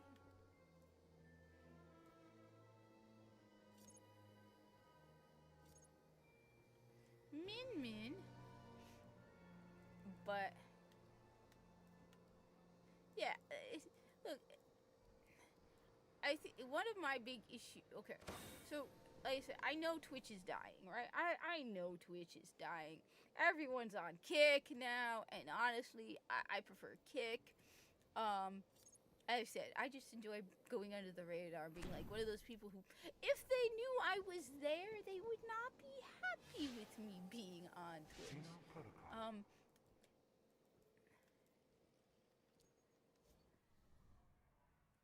I also need to combat the stupidity of Frogan. Okay? I'm just saying, we need at least one person to be like, yeah, I'm like the exact opposite a Frogan, but we need somebody with at least some sanity, dressed like I am, that can be like a Frogan. Honestly, I was thinking of like, you know that Ace Detective, what's it called, from the Nintendo, which I've never played, where he's like, objection, it's like Muslim card revoked. But we need someone with like, who could be like, there's Frogan on one side of the, and then there's me, who can like the opposite. I think she's stupid and fat and dumb and embarrassing and okay. We also need some real gamers, right? I mean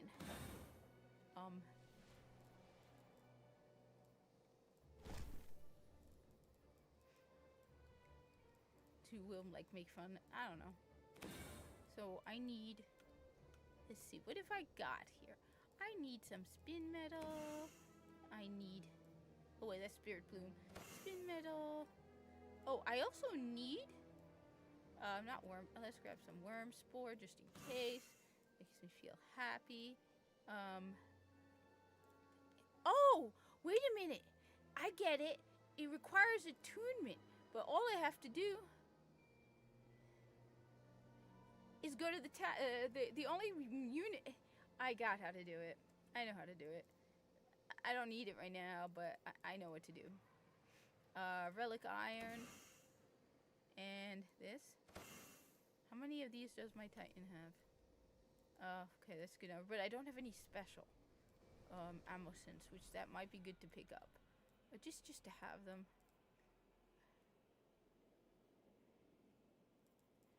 Alright, so my goal is to go in here and be like, boom, boom. Okay, just because.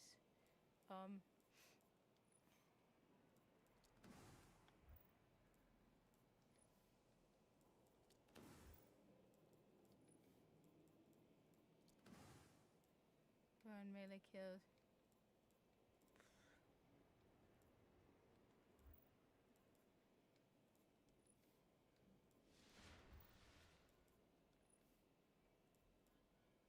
Sidearm.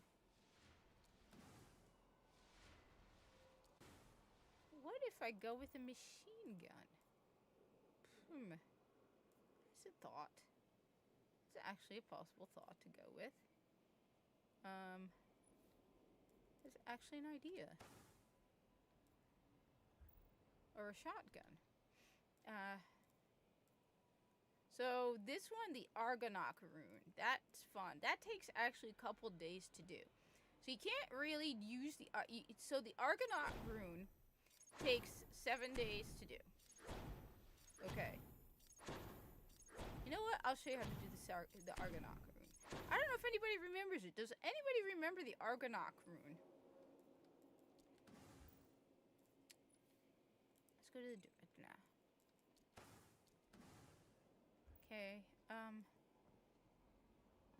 so the Argonaut rune, right, is a little secret on the Dreadnought. So the thing is, you have to do it 7 days, okay? So I can only show you step 1 for day 1, okay? So you go over here, see how it says, hunt down the hidden taken threats, 0 out of 7. Okay, you can only do this once. Oh, you can hunt down the taken threats multiple times a day, but it will only hit once. That's been my experience, as how I've also, like, I've watched there was a point where I was watching non-stop YouTubers talking about Destiny. And then, you know, the funny thing is, everybody didn't like the first year of Destiny 2, and I'll admit, looking back on it, there were a lot of problems with it, but I was so hyped for Destiny 2 that the first year, I loved it. And so at one point, when everybody was complaining, the funny thing is, even the content creators were complaining about the first year of Destiny 2. I got tired of hearing it, so I basically unfollowed most of them. Then I started refollowing them again, and back and forth. At this point, though, I'm out. We really do visit the most charming So places. you're gonna see a little, kind of like a circle with a taken effect. Okay.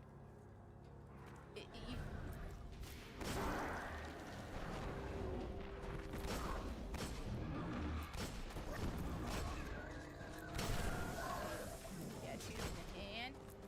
Shoot him in the head.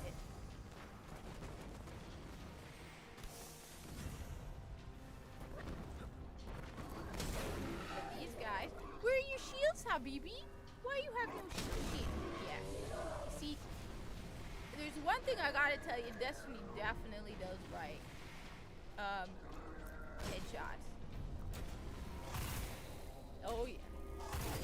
Okay. Are you? You're not okay. You are not okay. I also need to pick up Paladin Flakes for Shaxx. So, did I hear it? I haven't heard it. I said it will appear.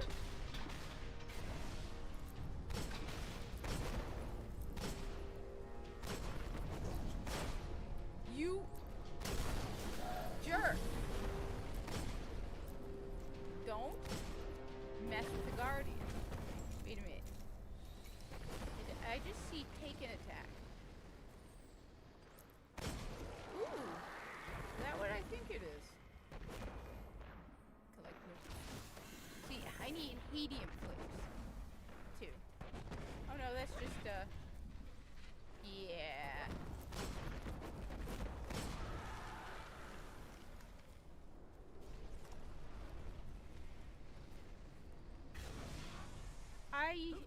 So everyone was talking about the new Halo remake, right?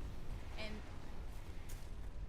I saw the trailer, I got hyped because I love Halo, and then reality sunk in for me, okay? I don't trust anybody on old projects. Like, a part of me wants a Destiny, original Destiny, remaster. Not a remake, a remaster. But I don't trust Bungie to not... I mean, they got rid of male and female in Destiny 2. You don't think they're gonna do that to Destiny 1? Just, at this point, it's like, maybe just keep your hands off. So part of me's like, do I think they're gonna... No. I don't trust anybody. Here, so this is the Taken threat. Watch this. So you do that. Get him out of the way. Okay. That is the Taken threat. See, and then you're gonna get Taken enemies show up, and you need to kill them all. Okay? They are. There's gonna be a couple, and then there's eventually gonna be a yellow bar. Okay, and that you will see in a moment. See more Taken threat. I will try to remember to do it tomorrow. So I can get to 7 days. But you keep doing it's not that long. It's pretty cool. What the state of my hunters Argonaut.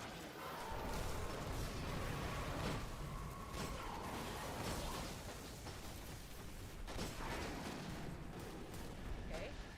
It should be. There we go. There, see? There's the yellow bar. And yeah, don't mess with Titan. Seriously, are you like begging for it? Like, did something in you say, today is a good day, in the words of the Klingons, okay? So YouTube, I am quoting the Klingons. It is a good day to die, or something? So you will notice now it says, hunt down the Taken threats, 1 of 7. So, got it.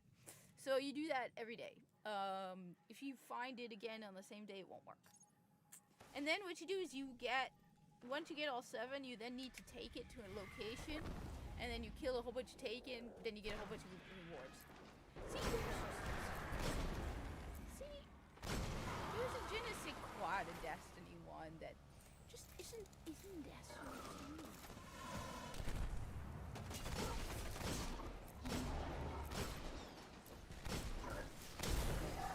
See, watch, if I do this now, alright, we got another one. Ooh, you did it.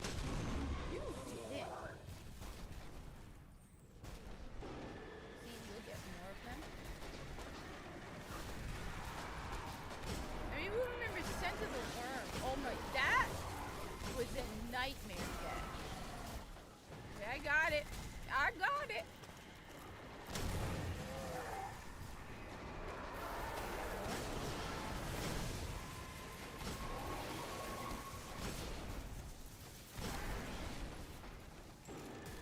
I have good aim. Okay? That was a bad shot, but normally, like, alright. There we go.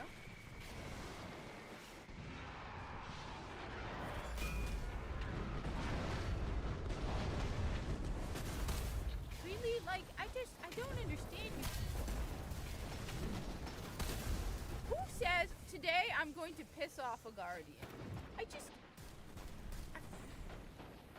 It boggles the mind, right? Like, anyway. So, anyway, let's go over here. You'll see, it still says, even though I did 2 taken threats, it still says hunt down the hidden taken threats. Right? Because you have to do it once a day. So, yeah. Like, can you imagine one of my biggest disappointments, right? Was, finding out that they brought the Dreadnought back and they did not bring it like a full explorer. I mean, come on. Tell me about no words, right? No words. This is useless. This is useless. Like, for real? I could cry. Why would you do this to me? Hey, I'm heading out soon, but hey, what's up? Yeah, damn, it's 7:50. I am preparing my Titan to try challenge. You know what? I like Halloween. I do like Halloween. So do I want to go with the pulse? Let's go with that first. I did solo Challenge of the Elders on my Hunter, but I didn't get the 30,000, and I'm disappointed by my performance. I should have done better. Ooh, I have a few Siva offering. I should use that. That's fun. I mean, they don't even have Archon's Forge. Just, no words, Bungie. Look, Bungie, I'm going to just say this to you, Bungie. I don't hate you, and I'm not angry with you. I'm just very deeply disappointed. That's it. Very, very, and so is Min Min. You know, Min Min, the cat, is disappointed. She expected better. I don't know what to tell you, Bungie. You know, wow. For real. Why do I have 2 void shotguns on my Titan? For real, I need a solar.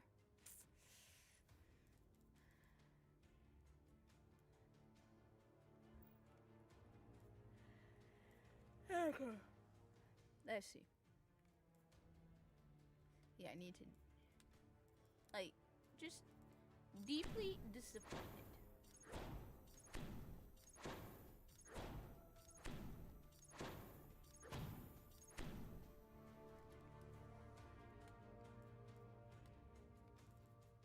And so is Min Min. Min Min doesn't want to talk to any of you again. Wait, isn't it so that... Okay, yeah, I need more.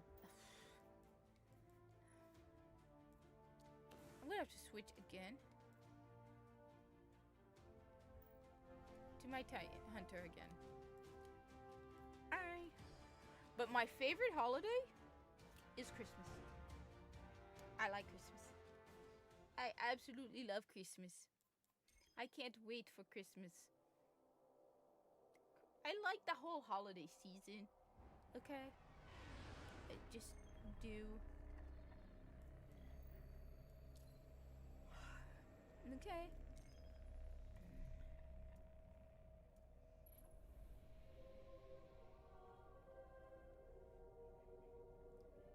So, I don't know.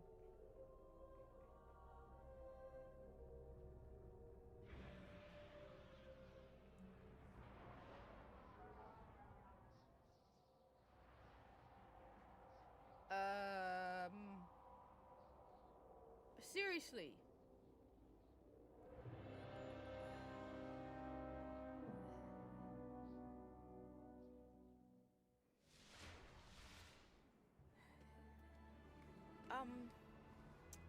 You know what?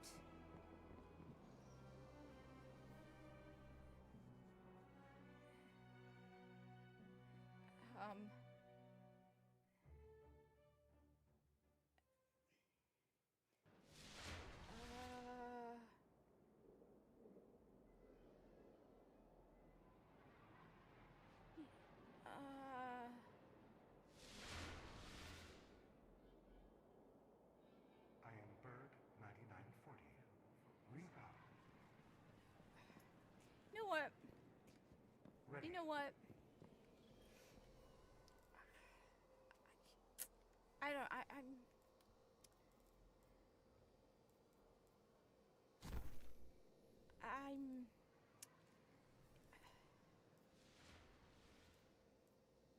at a loss for words. Just. Let's just put it that way. Okay. Yeah. My head hurts. Cleared by the archives.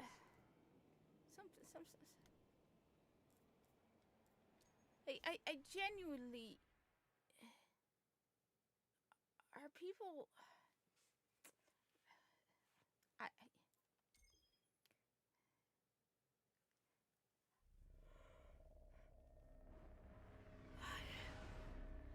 Am I getting old?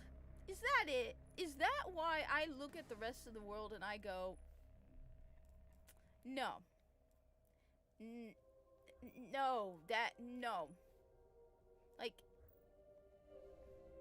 you know, did my grandparents, right, look at the younger generation and go, that is stupid.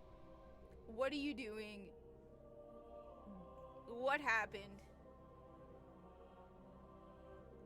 And now I'm looking at the younger generation and going, did your parents drop you on your head as an infant? How can you make that make sense? I don't know. Like, for real? Somebody told me there's this alien thing going from planet to planet to planet, and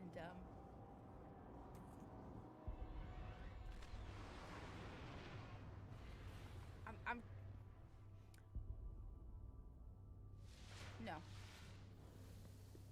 I think my brain hurts. Okay. My cat, my little kitty cat, makes more sense. And she licks her feet. Did I mention she licks her feet because she's a cat?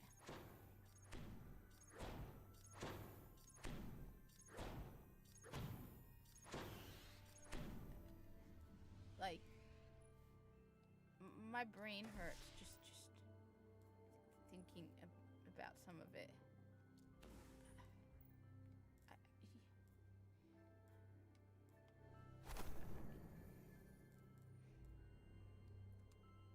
Right.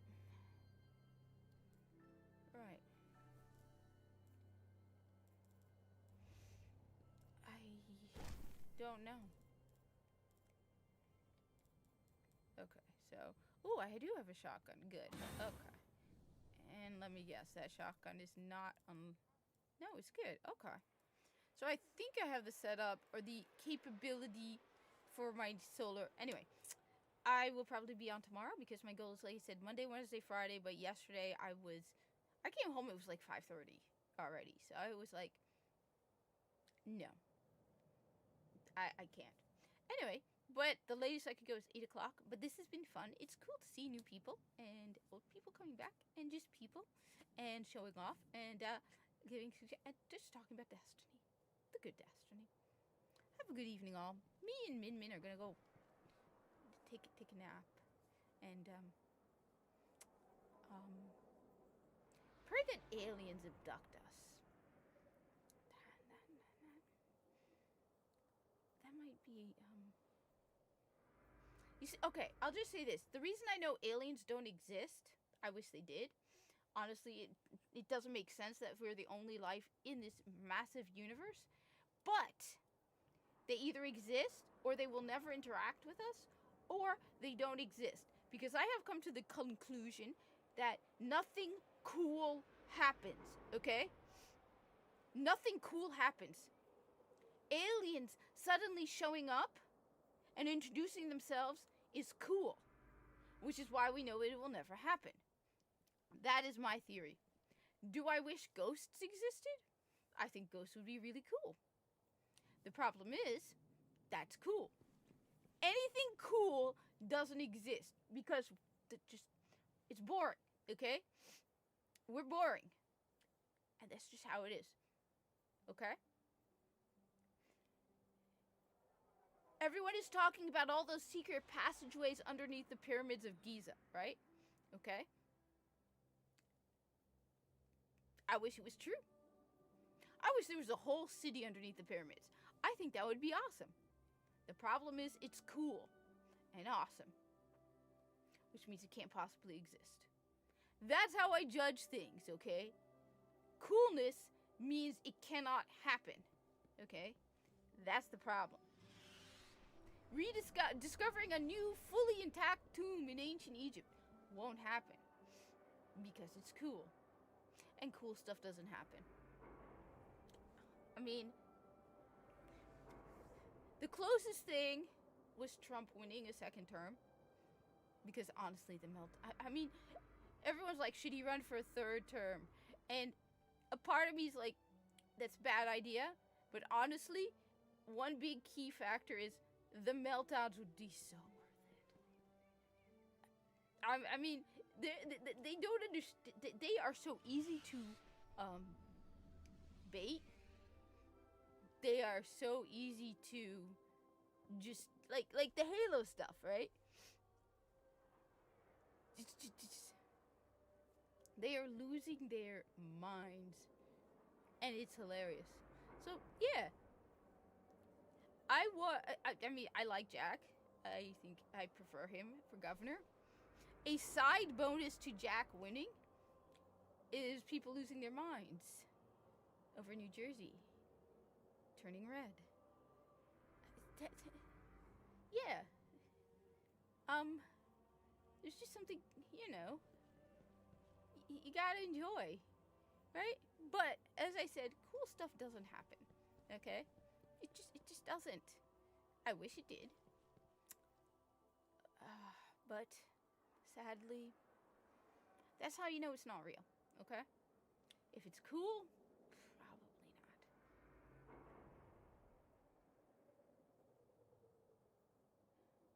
Oh yeah, that's why I said they could exist, but we will never interact with them again. That makes absolute sense. 100% sense. They came, no, honestly, and now they're looking at us and going, what are they doing? Like, if I wouldn't be surprised if aliens are watching us from a distance going, what are they doing?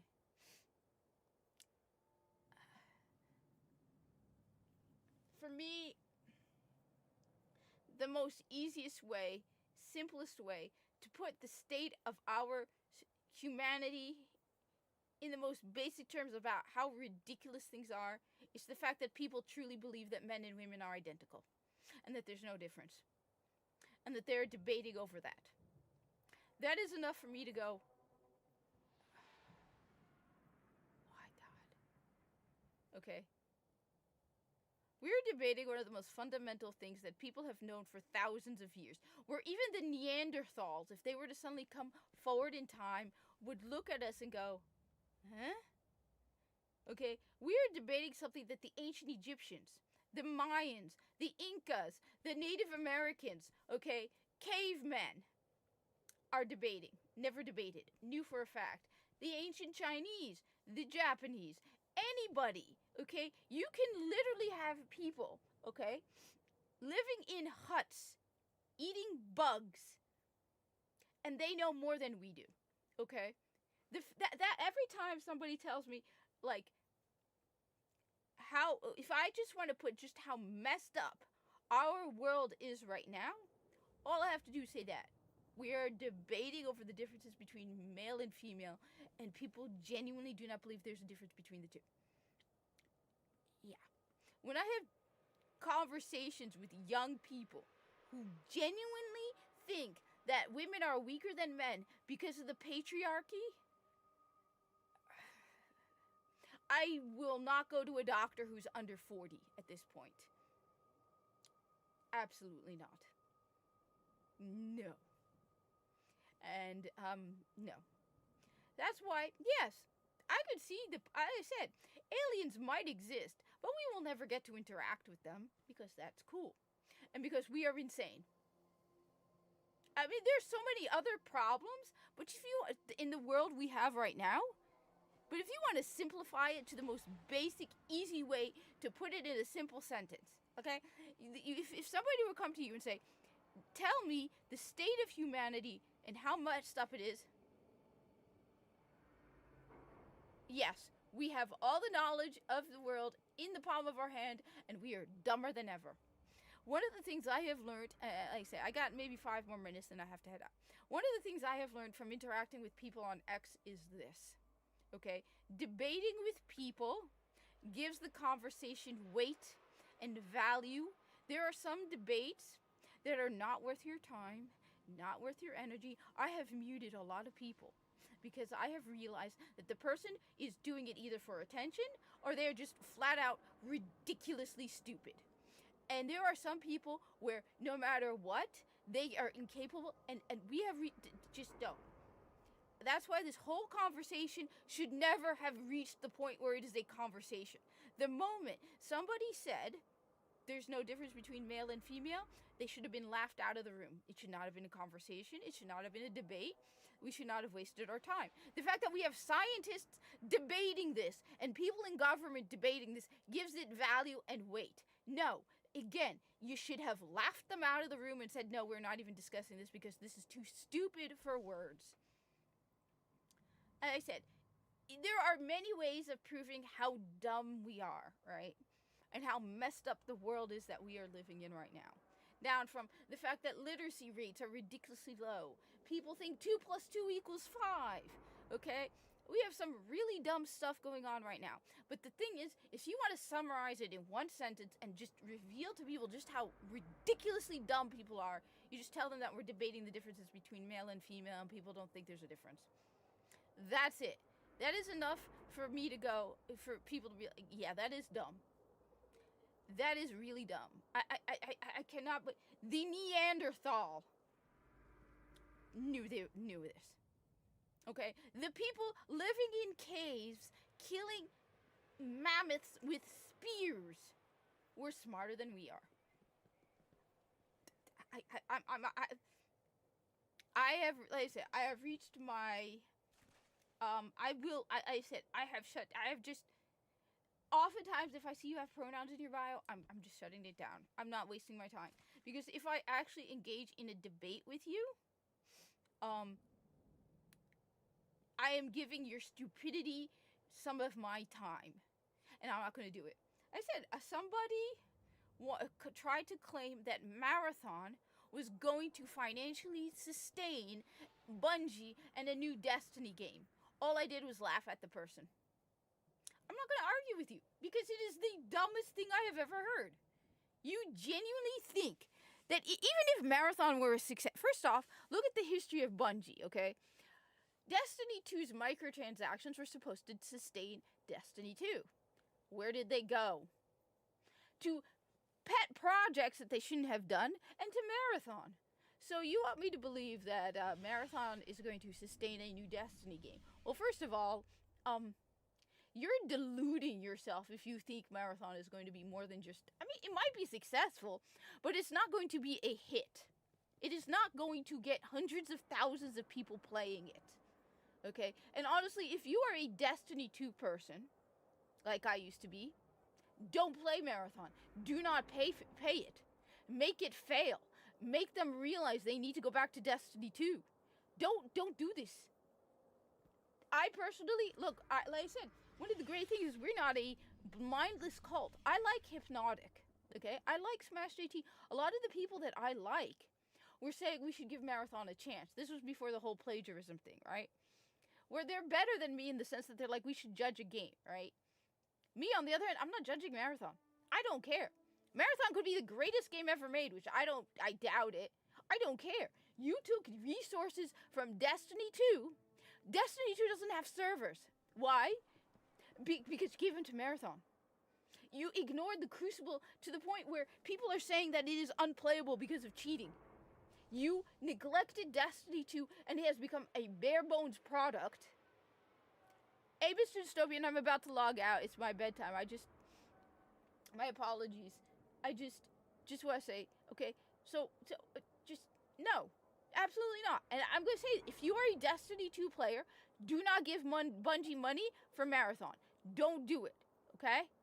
And if you are not a Destiny 2 player, don't trust Bungie. Don't put money into Marathon. Don't trust Bungie. They are greedier than Activision, okay? Do you really think that they're not going to milk this for all the money they can possibly get out of it? Do not trust Bungie. They are going to do far worse to Marathon.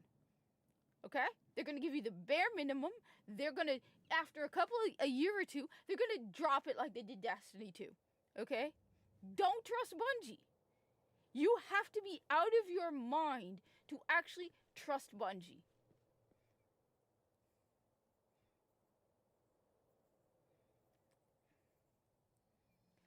William, look, that's nice. Good, thank you. Nice. Look, I didn't get into it. I didn't even try. I appreciate people going into it and finding out. Thank you.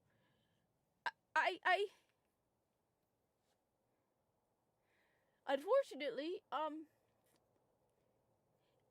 I'll just say this. It's closer to Destiny 1. Old Destiny 2 was closer to Destiny 1. The thing, alright, I have a couple more minutes. I'll say this about Destiny 2 and Destiny 1. Look, this is me, right? Story isn't the most important thing for me in the world. I don't want massive, impressive story, cutscenes, dialogue trees, okay? I like Fallout, but I haven't gotten into it because of all the dialogue trees and all of that. So story for me is important, but I want more gameplay than story, which is why I like High on Life, for example. Okay? I want a good story, but the majority of my time I want to be playing a video game, right? Borderlands 3, Borderlands 4 even though I'm not a big fan of the story. The way they tell the story is more playing the game than sitting around listening to people talk, okay? I'm saying this because one of the things about Destiny that I absolutely love, and one of the things about Destiny 2 when it first came out, Destiny is a male fantasy. All right, I relate more to male fantasy. I love the idea of going into a video game and being a hero. Okay, I know that I've heard all of these people talking about how the male fantasy is to save everybody and die a hero and all that, and the female fantasy is to be saved and rescued. All right, one of the things I love about Destiny is escaping into the world of Destiny, being a hero. Okay, killing gods and aliens and being the savior of humanity. Okay, emotionalism is at the minimum. Action is the primary focus. There's emotional story. There is emotion, but it's on the sidelines. Okay, the Taken King, okay, is about you defeating the Taken King. Okay, there's no emotional story about the bond between Oryx and Crota, father and son relationship. No, you don't spend forever listening to Eris Morn talk about her fire team that was killed. 6 of us went down that day. No, you know about it, but it isn't. The whole focus of Destiny is not an emotional melodrama. You go into Destiny right now, original Destiny, and at the end of the day, what are you? You are a hero. You are there to kill aliens, kick butt, and take names, okay? That is not Destiny 2. And that's why I have repeatedly, and this is the same thing I've said over and over again, you brought in women into your writing team. You brought in women because you wanted to hire women. You didn't bring women who fit the genre of Destiny 2. Okay? The genre of Destiny 2 is a first-person shooter for men. The majority of the people who play Destiny 2 are men. You brought in women who write tragic love stories. You brought in women because you went DEI. You wanted to hire women for the sake of hiring women. And most women are not programmers. And don't get me, there are some women who write very well for men. Okay? And there's some men who write very well emotional stuff for women. But the majority of the time, women and men are different. And they have different likes. I keep saying it, I'm an exception. Okay? Destiny 2 is not... Yes. No. Not his love letter. The teacup scene. Never forget the teacup scene. You want to know what turned me off? There were, I don't even mind some romance, okay? But the romance should be on the side, okay? It shouldn't be the main focus, which is what we got with Osiris and Saint 14. And even Maya Sundaresh, which I know very little about. I haven't finished the Edge of Fate campaign. Every single person I have listened to who has reviewed Edge of Fate, who loves the story of Edge of Fate. I'm leaving soon, so I'm sorry. I gotta head out soon. Every person who has loved Edge of Fate, and I've listened to a lot of people who like the campaign for Edge of Fate. Okay. No, well, they were talking about the differences, the differences between Destiny 1 and Destiny 2 and early Destiny 2. And one of the big things for me is the feel of the game. Okay, I go into Destiny 2 and it does not feel like Destiny 1. Because it's by who's working on it. But the teacup scene, okay. You don't want to know. You want to know what turned me off? Why I stopped playing after the final shape? Double time. Okay, I stopped playing the final shape after the final shape for two reasons. Okay, first off, I stopped playing because of how they wrote Failsafe. I like the character of Failsafe. They turned Failsafe into Nimbus 2.0. You need to understand that the dialogue of Destiny 2 is not ours. It was anachronistic. It felt like our world and not the world of Destiny 2. Failsafe and Nimbus, okay, now sound like modern humans from Twitter, okay? They sound like wokies. They don't sound like people in the world of Destiny. There are words we use, they don't use, and vice versa. So listening to Failsafe, who is a very unique character with two very unique personalities, turned into Nimbus. Both of the personalities were identical, and both of them were Nimbus. And they were anachronistic, and they didn't fit in the world of Destiny. So that was the first thing. I'm like, okay, this sucks. I'm in for a shitty story. I'm not going to waste my time. All right? The second thing was, I remember doing one mission in the first episode after Final Shape, and going to I can't remember what it's called now, the ship you have, your hub, and having to listen to a 5-minute dialogue of absolute cringe writing of Osiris and Saint 14 talking about how they first met. I'm going to tell you, the person who wrote the romance between, okay?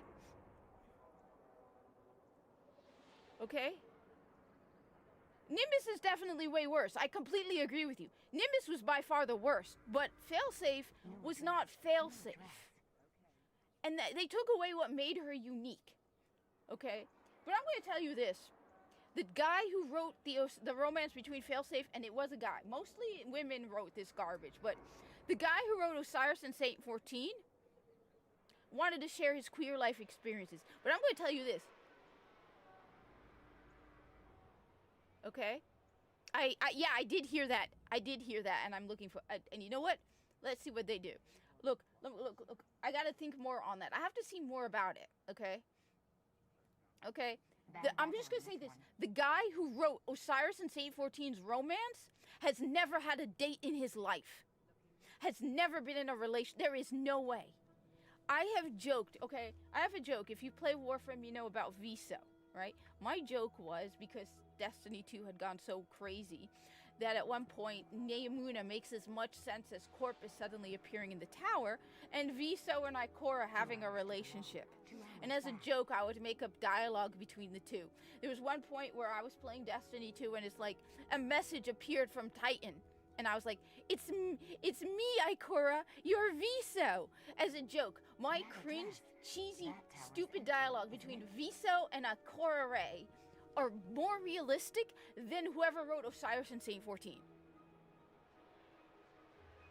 I totally agree with you. I want a proper PC port of Rising. I want consoles of it. I want them to make, honestly, I want them to make Destiny 3 at this point. Like, so for me, it's hard to get into grinding Destiny 2, enjoying Destiny 2, when I am surrounded by cringe dialogue and a world, and the thing is, and people keep thinking I hate Destiny 2, right? I'm disappointed. When I play a video game, I want to escape, okay? I want to be a hero. That's why I really, like I said, where am I at? I'm playing High on Life. And you know what? You are more of a hero in High on Life than Destiny 2 at this point.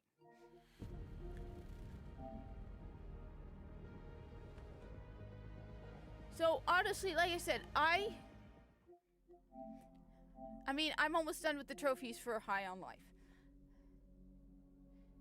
No, I agree with you. And the funny thing is, I had some idiot telling me on X that Marathon was going to sustain a new Destiny game. And when I laughed at him, he said I was obsessed with his dick. I don't get it. I really don't get these people on X. I swear. He said that Marathon was going to sustain. I totally agree with you. And I totally agree with you. The thing is, I totally agree with you. It's I totally, but you know what about High on Life that I really like? I know, and that's why I hate it.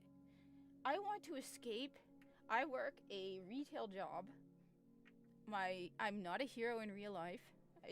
I want to escape and be a hero. And the thing is, and this is one of the big things that makes me angry, Bungie is neglecting their audience. I have said this repeatedly. Who is the audience for Bungie? Who is the audience for Destiny 2? Destiny 2 is a first-person shooter. Over 90% of their player base are men. Destiny 2 should be a male fantasy. Okay? You have women who write tragic love stories writing for Destiny 2. That's why most people who play Destiny 2 have no idea what the story is, because they don't care anymore. Because it's not about being a hero anymore. I don't care about what's his name? The Crow and what's her name? I don't care about whoever is dating who. I don't. I care about being a hero, killing gods and aliens. I totally agree with you. I totally agree with all of you. And you know what High on Life has? Even though the dialogue is bad, the world itself is small, but it is such attention to detail. Crow and Amanda. I don't care. My only frustration is they killed off Amanda. They should not have killed off Amanda. I liked Amanda. Why did you kill her off? But High on Life, I run around the map and you find little details to this game that they put so much attention to detail. That's why I'm hyped for the second game, honestly. The world is it's crazy. It could be stupid, but it's its own unique world that they created for this game. And it's well done. I can't deny that. Even the dialogue from the guns are their own. First off, you can lessen it, but I totally agree with you. And that's one of the things that turns me. I mean, putting aside all the repetitive gameplay, I mean, I'm playing Destiny 1 and I'm soloing Challenge of the Elders. Okay, can we? I'm not even doing it for the reward. Listening to Varix saying things like, They die, you live. Well done, Guardian. What happened to that? The moment they changed it from light to power, right? So when I play a video game, I want... Oh, dude, you got the gooey little kitties. Okay, you want, last thing. So I'm leaving this morning to get ready for work. I have a whole morning routine. Okay, I clean the litter box. I feed the cat.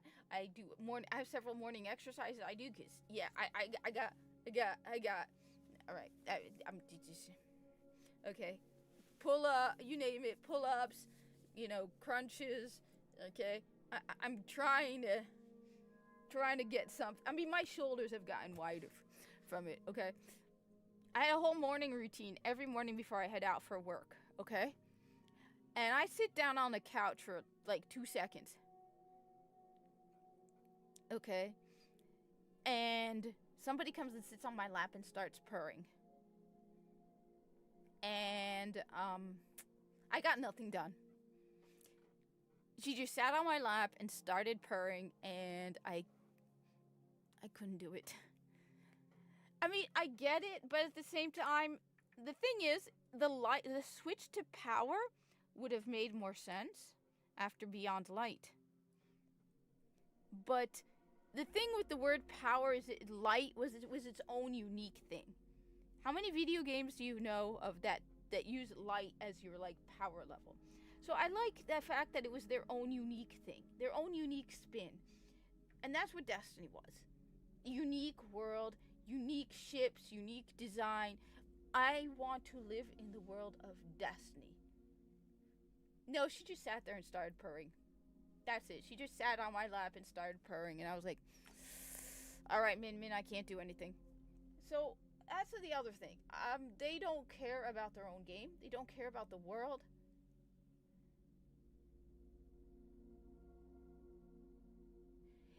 I agree, if they had done it well, but they haven't even done it well. And as I said, I don't want to hear about Amanda and whoever and Osiris and C14. That's why I love Destiny 1. Because when I do play Destiny 1, no, it's feminist AAA slop. Okay? Even Warframe, with its emotional stories on the side, there is a lot of, still at its core, back to that old male fantasy. Even Warframe. Destiny, I said, I want to escape into the world of Destiny, forget all my problems, forget all my, and be a hero.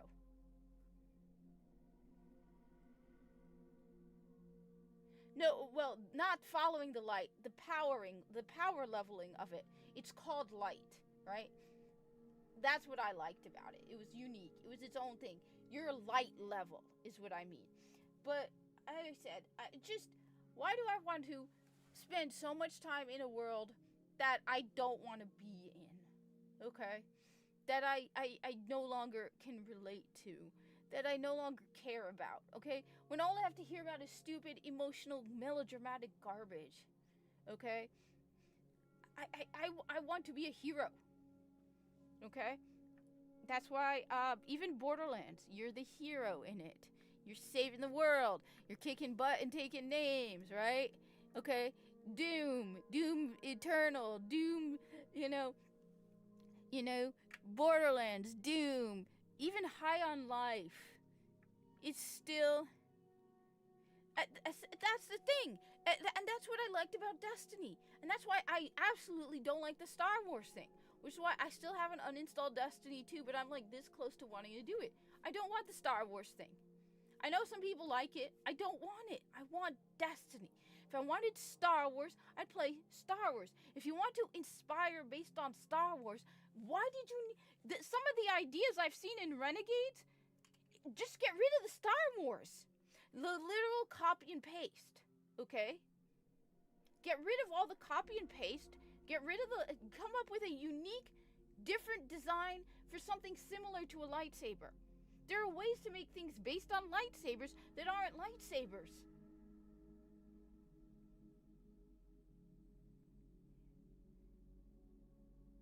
No, I'm just explaining because we were talking about it. And no one is telling, at this point, most people are telling me if you don't like it, don't play it. The problem is, no one's playing it. Okay? No one is playing it. So, look, I'm, the thing is, I'm very happy. At the end of the day, you know, I've reached the point, honestly, okay, where, you know what? Good.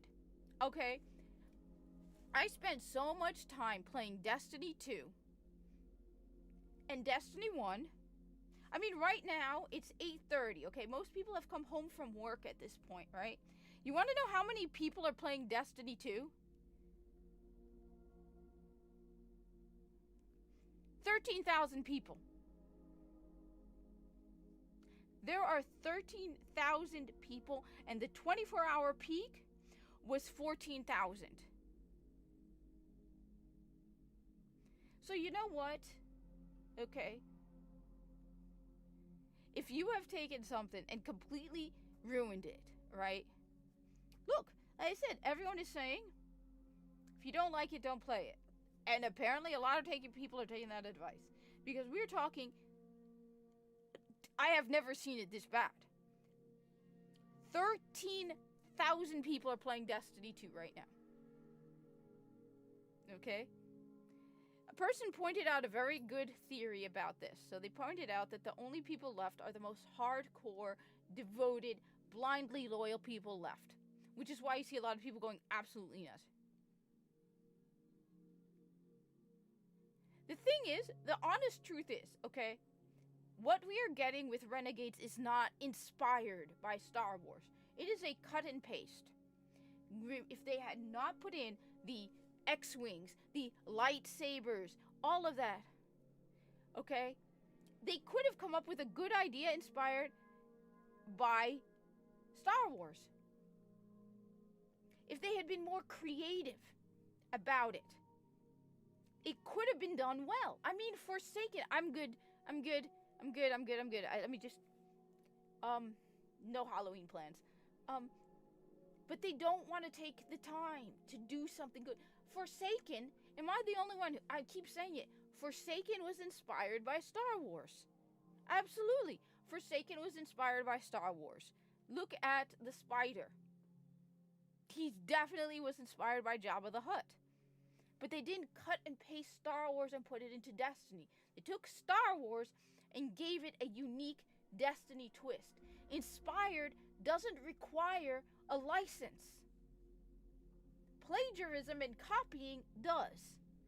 Can you imagine if they had come up with a unique... Because somebody was pointing out, I can't remember them, but there are other weapons that are inspired by lightsabers.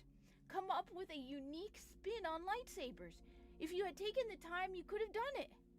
Yes, the reef reeks of Star Wars. It was inspired by Star Wars. It was definitely inspired by Star Wars. There's no way Forsaken was not inspired by Star Wars. If they, and I see small little bits in the Renegades trailer that could have been done well. If they had taken it an extra step and gone, let's take Star Wars and not put Star Wars in it, you won't need the license and make your own thing. Because that's what makes Destiny Destiny. Yes, like you said, because I know there were things, the energy blades from Halo, for example. Come up with your own thing. A lot of people love the world and art and creativity and art direction of Destiny. And they want, I don't have a problem being inspired by Star Wars, but give it a Destiny twist. Don't copy it. Don't put lightsabers. Don't, and the thing is, inspiring isn't going, yeah, this is this. So saying, the Praxic Order are just Jedi. No. You don't need to literally copy and paste it, but come up with your own unique twist. But you couldn't do that. Because you're so out of creativity. And that's the sad thing. A lot of people like Lodi. You want to know why people like Lodi? He's a fish out of war. I don't know. The thing is, I don't know enough about it. A part of me, I would not the thing, I'll say this, okay? I don't know enough about it. The thing is, if you really take the time, you could. You really could. A light glaive would be awesome. I mean, and if you were to really just pause and take a couple of days, you could do it.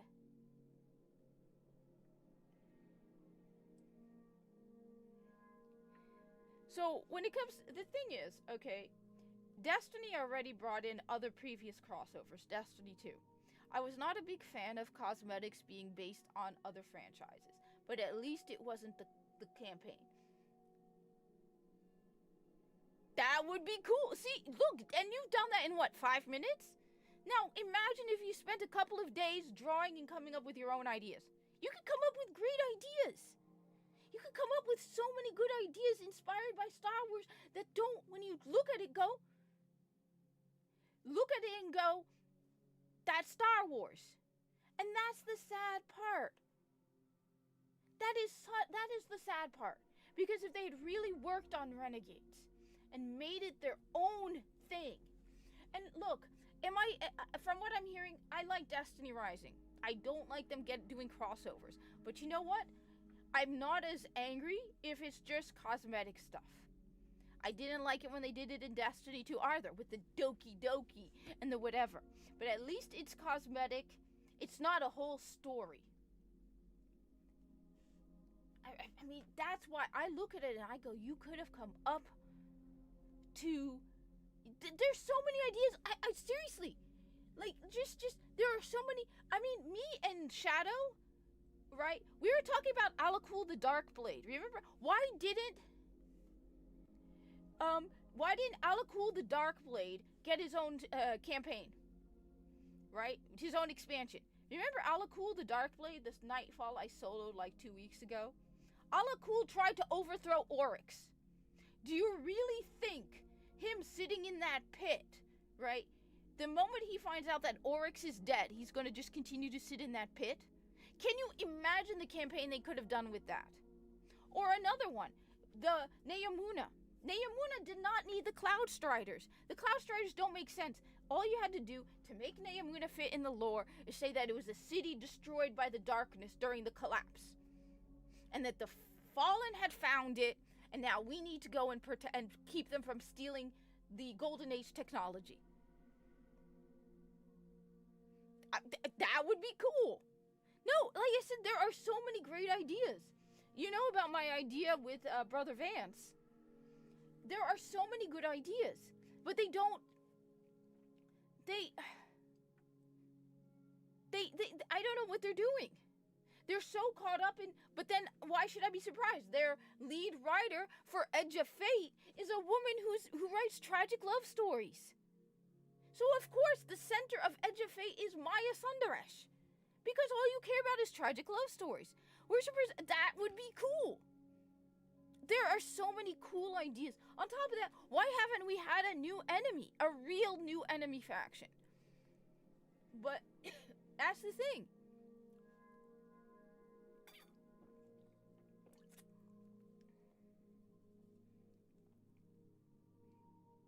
I mean, like I said, there are so many good ideas you can come up with. There are genuinely so many good ideas. Again, you've been here, 5 minutes, and you've come up with so many great ideas already. I told you my buddy Shadow was talking about Alakul the Darkblade. Why didn't he come back as a genuine threat instead of Alakul the Lightblade? No, he could have come back as a genuine threat.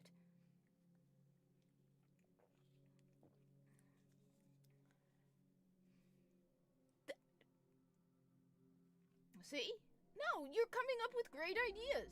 Like I said, there are so many ideas if they took, you are sitting in a chat, in a live stream for 5 minutes and you're coming up with great ideas. Now, can you imagine a team of several Destiny fans, people who love the lore of Destiny, talking about the story, coming up with ideas together, throwing ideas back and forth. And you come up with what? I mean, remember when the season of the Splicer, when the Vex invaded the tower, why didn't we get a mission? One of my biggest disappointments was we never got to fight the Vex in the tower.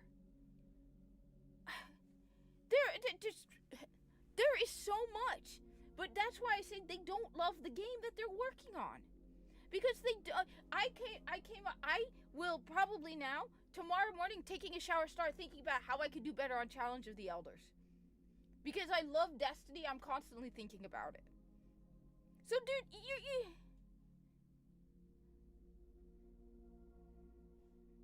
I mean, again,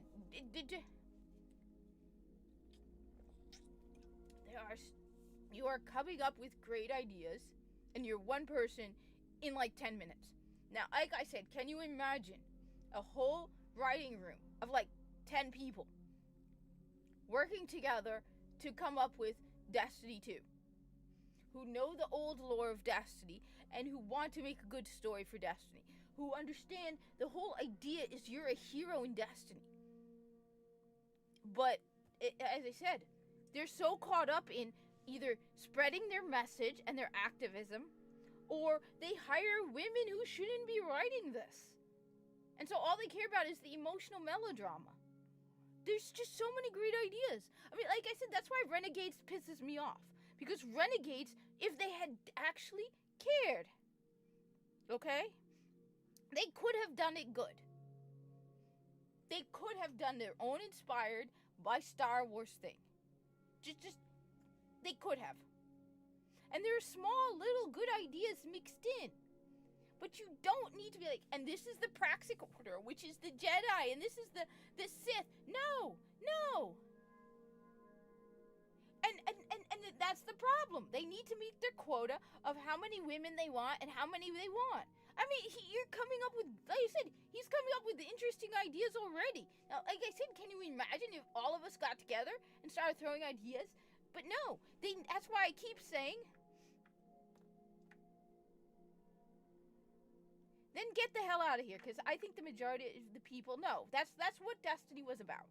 And it's not a me problem. It is a Destiny problem, because that is basically what Destiny was. Okay? I'm sorry, but no. Destiny was about being a hero, not an emotional melodrama surrounded by people whining and complaining about their romances. Destiny was what Destiny was about. Okay, it's not a me problem. The fact is, the vast majority of the people who play Destiny 2 don't even know what the story is anymore, because it is so out of touch with their player base. The vast majority of people have no clue what is going on and don't care. Okay, they don't care. Okay. And you know what? The player base speaks for itself. As I said, there are 13,000 people playing. If you don't even know what the story is, okay? Your player base is dying. And it's been dying for years. You get people come in and then it drops off immediately. And it has been dying. No, they don't fit in as an analog for the Jedi. Okay? They don't. They made them and modified them to fit in as an analog for the Jedi. Okay? They should never have. They need to. Inspired by Star Wars is not copying from Star Wars. They could have brought back Siva. Right. They could have brought back Siva. Okay? No. One city left on Earth, population is decimated, universe ending, villains always popping up. But sure, my gay relationship is the most important thing because I'm a selfish, yes. And what did they do? They went from Osiris and Saint 14 to Meyer Sundersh and whatever the hell her name is. Because that's the most important part. And that's why nobody cares. Nobody cares about the story. Okay? And you have no one playing your game anymore. And honestly, look, when you managed to drive me away, and I was defending Destiny 2 in its first year, you managed to drive me away. I spent hundreds of dollars on Destiny product. I have bought the game. I have not played nearly as much as some crazy people with 20,000 hours, but I played a lot of Destiny 2. And you managed to drive me away.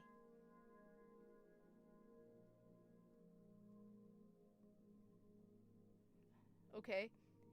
You managed to drive some of the most dedicated, and that's why when Lucky 10 was like, oh yeah, only the most loyal people have left.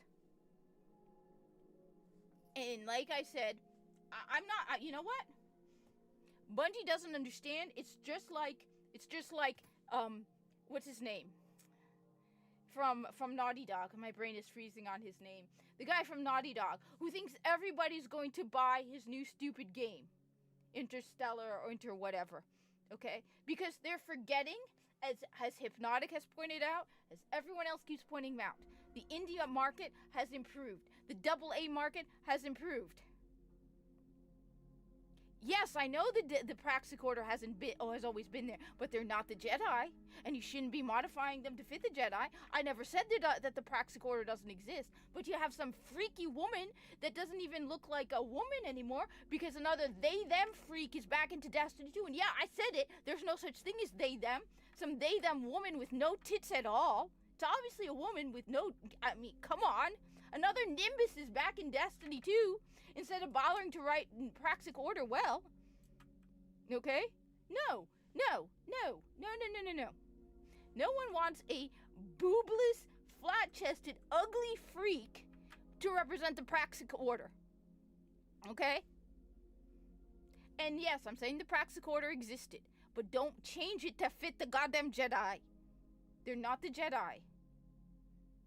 They are not the Jedi. Just as the Dredgen are not the Sith, and you modifying them to fit that does not work. There is a sense, a sense of like shades of gray to the Dredgen. They're not flat out. I mean, no, absolutely not. And they're doing it because they want to. They're changing Destiny to fit Star Wars instead of just getting inspiration from... That's why I'm going to keep saying Renegades could have been good. But no, you saw the titless wonder from Renegades? And you, like I said, the problem is they don't know who their audience is. According to them, yeah, the Dredgen are the Sith. And that's why I keep saying, you don't know who your audience is. Your audience are straight men. And what do men want? You don't even have to have her half naked. She has no tits at all. Okay? So no, they are not the same, and you do not modify them to fit Star Wars. How much have they changed from the... We don't know exactly how much, but I have no doubt. How much have they changed about the Praxic Order and the Dredgen to fit Star Wars? Okay? You...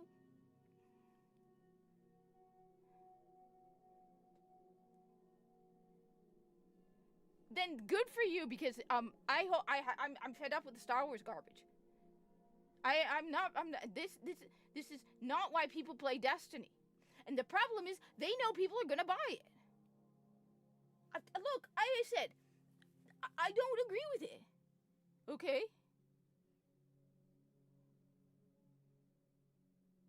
Which is why it shouldn't be we should not be having lightsabers in Destiny 2. How many times we keep saying, right? No, William, no, right, William? We should be getting something inspired by Star Wars, but not cut and paste from Star Wars. So no, this is stupid. And the thing is,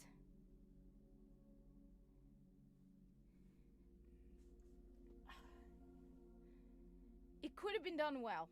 Instead, they are incapable of... Oh no, I know you are. I know you are. That's what... No, I know you are. They are so incapable of selling Destiny as Destiny. They need Star Wars because they know some people are going to jump on Star Wars. Instead of making Destiny, getting ideas, getting inspiration from Star Wars, but keeping it Destiny, they have to bring in Star Wars. They cannot create something new. They cannot create something that is unique to them. What used to sell Destiny 1 was not Star Wars.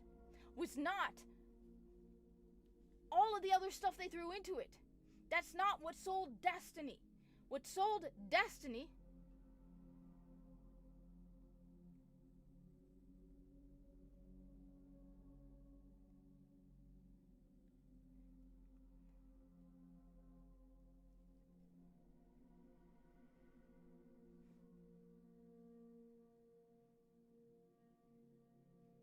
look, everyone I have heard who liked Edge of Fate.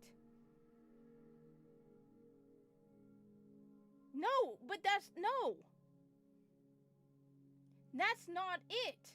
If you like Star Wars, there are Star Wars games. Everyone loved Destiny because it's Destiny. You use Star Wars in Destiny because you can't sell Destiny. That's the problem. You can't sell Destiny. It's like putting putting a picture of a cat on a product because people will buy it because it has a cat on it. Okay? You cannot sell Destiny. People bought Destiny 1 not because because it had other IPs in it. They bought it because it was Destiny. It had its own unique art direction, its own unique view, its own unique style that made it Destiny. Destiny 2 has become so watered down, and they cannot sell. They have no creativity. There's no creativity left. They cannot work on Destiny 2. They cannot sell Destiny 2 as Destiny 2 because they cannot be creative with Destiny. So they have to rely on something else. If they were actually working on being creative about their own world and done a good job, Expedition 33 does not need something else to sell it. Expedition 33 is Expedition 33. High on Life is its own thing. Borderlands is its own thing.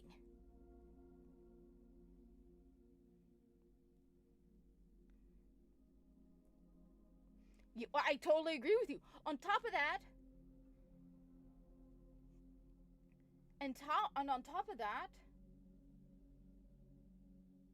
I don't think it'll work. And I have learned my lesson not to mod. No, it won't work. That's the problem. You won't be able to. Because, I think if you put spaces, between them, say it's but it won't work. Look, okay. But,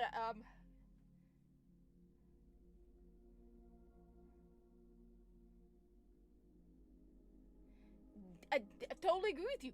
Destiny had a lot of, again, that's what made people love the world of Destiny. Okay? It's I don't know if it'll work. If it works, I have no problem. But that's the problem. Okay? You can't sell Destiny anymore. You don't care about Destiny.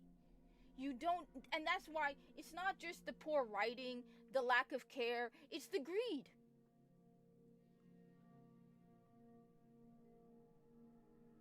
Okay? It's the greed.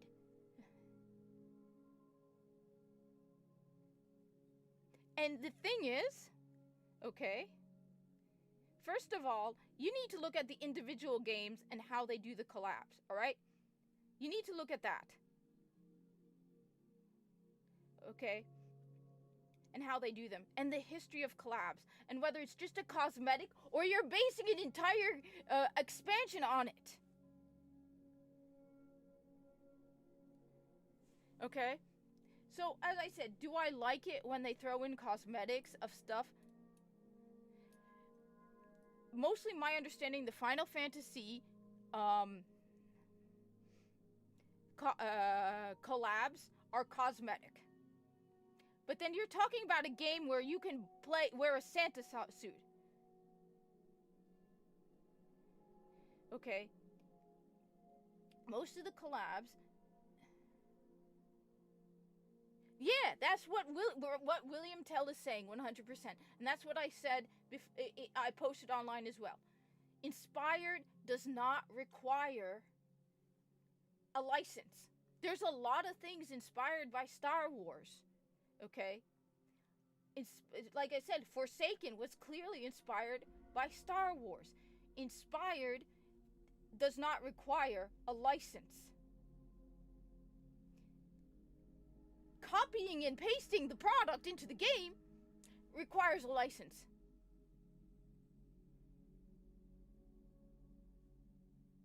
$100%. They didn't add to the lore, and from my understanding, they're cosmetic. Okay? You know who, as far as and the thing is, like, you'll notice, right? Do I like the Doki Doki armor, the Ghostbuster ghosts, whatever? Okay? I think they're stupid. I don't like them in Destiny 2. I don't like seeing Ghostbusters, Street Fighter, But the funny thing is, when you look at the Destiny 2 Assassin's Creed armor, it doesn't look exactly like it's from Assassin's Creed. That's the other thing. It actually looks inspired by it. But do I like it? No. But you know what? It's cosmetic. Yeah, it's Bungie being greedy. 100%. The idea of adding anything from another franchise to yours is derivative. It takes away from what makes your world unique. Destiny 1 didn't need it. Destiny 2 needs it because they are incapable of creating their own unique thing. And so they need to rely on other franchises. So while I don't like it, it's not as big a deal for me. Go right ahead. The thing is also, yes, and the thing is also, let's see if I have internet on this thing.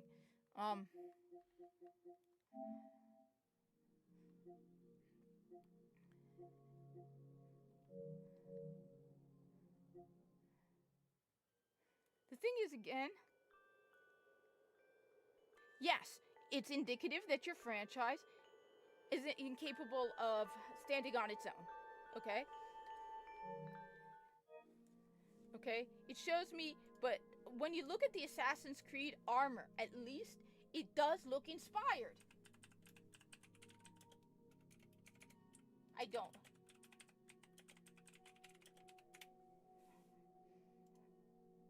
It doesn't look 100% cut and paste.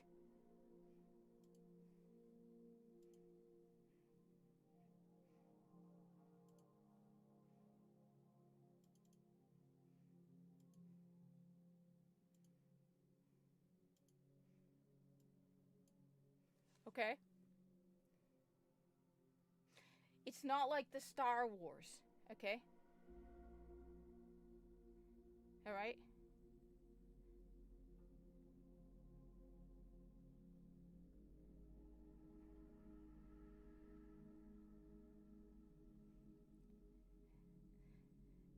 So, as I said, at least from my understanding, and correct me if I'm wrong, right? Correct me if I'm wrong because I haven't played enough Final Fantasy XIV. But my understanding is all of the collabs with Final Fantasy XIV were cosmetic. They didn't affect the lore, and they were cosmetic, just like some of the ones in Destiny 2 that we used to have. Alright? We had collabs with Destiny 2. Like I said, I'm not a big fan of it. Okay? But at least when you look at this, does it tell you immediately Assassin's Creed? You can see that this actually still fits the world of Destiny. Okay? It's not literally taking like Darth Vader or Kylo Ren. It's still, again, it was only cosmetics in Destiny 2 up until now.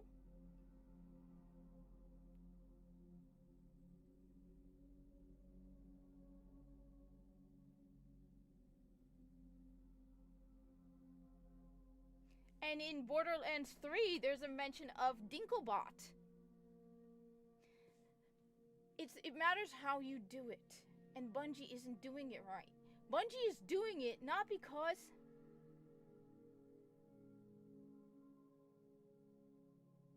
but the thing is also you have to look at the history of the franchise, how they do it, why they do it, okay? But Bungie, again, you can tell. Why are they using Star Wars? Why are they doing it? Because Destiny 2 cannot carry its own weight. It can't. The only way is to use another franchise. This still looks like something in the world of Destiny.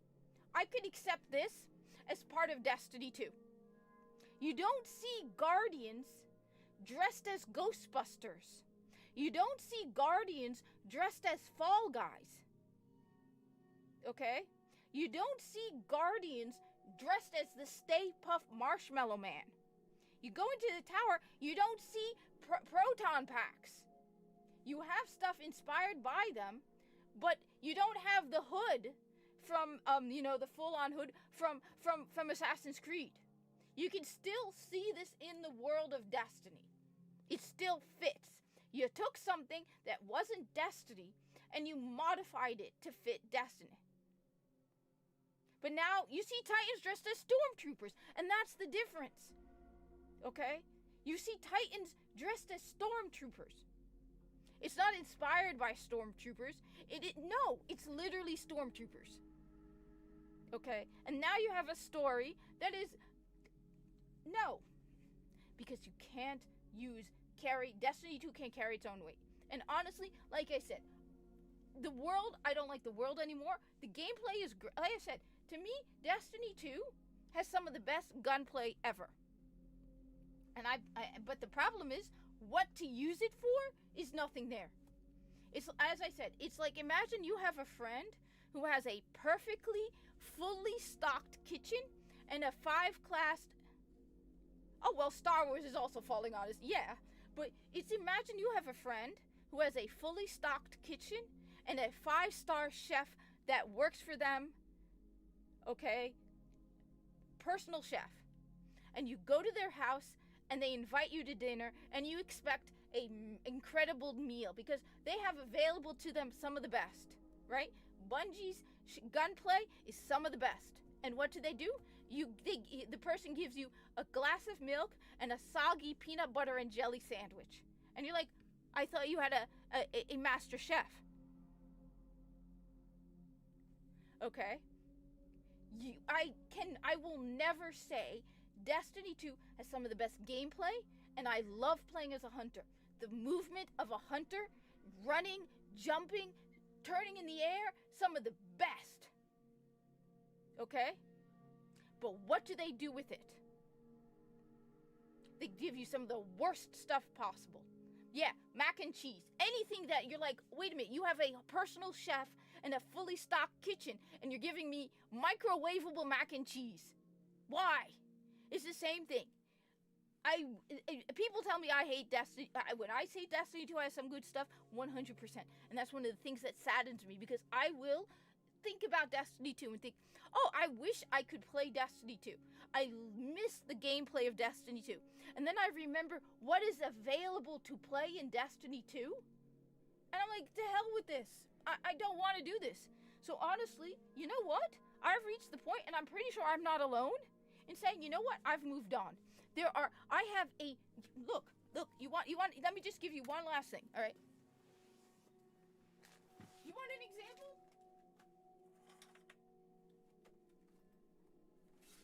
All right? This is my PlayStation 4 library. Now, I bought a lot of my PlayStation 4 games pre-owned, ridiculously cheap, okay? Most of these I have never played because I got them so cheap from pre-owned, okay?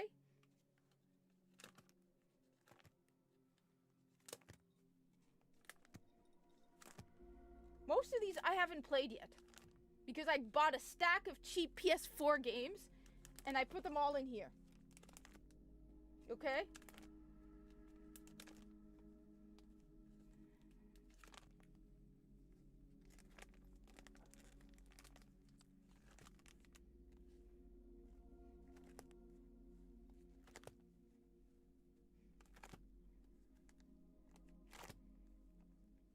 Why didn't I play them? Because I was busy playing Destiny 2.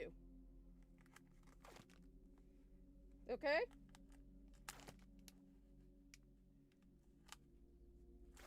So you know what?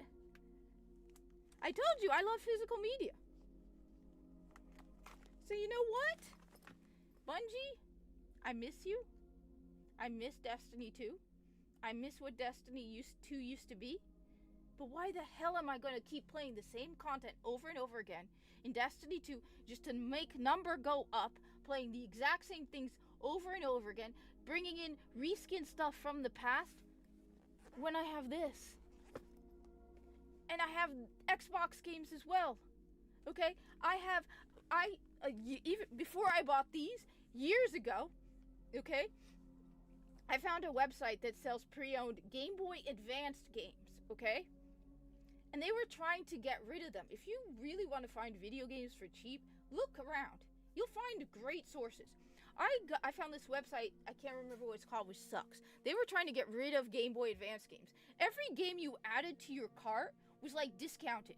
I spent like $40 and got like 100 Game Boy Advance games. Most of them I haven't even played, but I have a Game Boy Advance. I even have a hardware clone of a Game Boy Advance with a backlight. I have a library of 3DS games, okay? So, I have Game Boy, I have the Evercade, okay? And a whole bunch of games from the Evercade. And I didn't game until later. So, there are a lot of retro games for the Nintendo, SNES, Sega Genesis I never played. I totally agree with you. No, dude, I totally agree with you. But at this point, you know what? I want to go through, I want to cut down on this backlog. This isn't even my PS5 games, okay? I don't eat, I don't buy clothes, I don't buy jewelry, I don't buy anything fancy. I live on ramen, so I can buy video games, okay? I have Switch games. I have the Switch Online service where I have all the retro games. Okay, I have the Sega Genesis Classic. I have the Neo Geo Mini because I never got into Neo Geo games, and then I discovered, what's that game called? The side-scrolling shooter that my brain is freezing on the name of it. And then, as Johnny the Whiz Kid, I don't know if he's still here, he wants me to play Atari games. Why would I do it now? It's like, you know what, Bungie? Thank you for the good times, but you know what? I don't need it. And oh my god, I have a massive Steam backlog. I have a Steam Deck and a massive Steam library of games. Because Steam, the Steam sales, you get a $60 game for $2. I've heard, I want to play Half-Life Alyx. I have a VR. I can play Half-Life Alyx. I want to play Half-Life Alyx. I want to play Half-Life. I've never played Half-Life. So, at the end of the day, look, honestly, I'm better off without Destiny 2. So that's the thing. Every time I think Destiny 2, I want to go back, what do? I remember my massive library of games that I haven't played. I'm like, every single time I start a new game, yeah, I haven't played Half-Life. So every time I think of Destiny 2, I then think of, I have a massive library. Look. Okay, look at this. Yeah, the Min-Min's right here. She wants to go to bed. Look at this. This is installed, right? This is my PS5. This is my like, these are like my look at this. Look at this.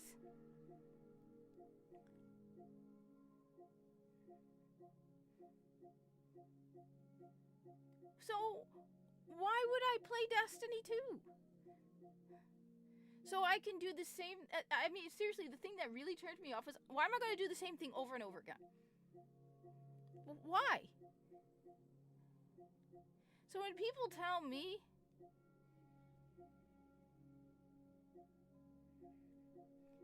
When people tell me go play, yeah, I have several hundred games too.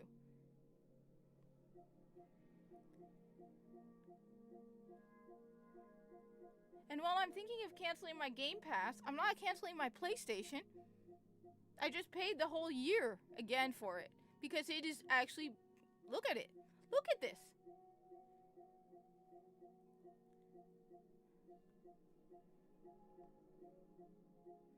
I mean, I love Serious Sam. I gotta play those games. I started playing them.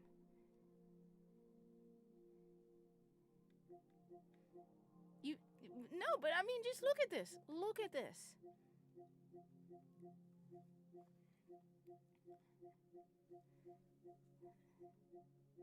So yeah. I get it. I'm seriously considering canceling my Game Pass. That price hike is way too high. Some people have told me you'll be able to get the cards from like GameStop. I spoke with someone. She's like, GameStop, Best Buy, even Amazon have the $20 card, so I might look into that. But honestly, look at this. I heard Shadow. Look at this. Like you said. So, am I losing anything? Like I said, am I losing anything by giving up Destiny 2? No, I'm not. Because I have so many things that are better than Destiny 2. I don't hate Destiny 2. I miss what Destiny 2 used to be. But you know what?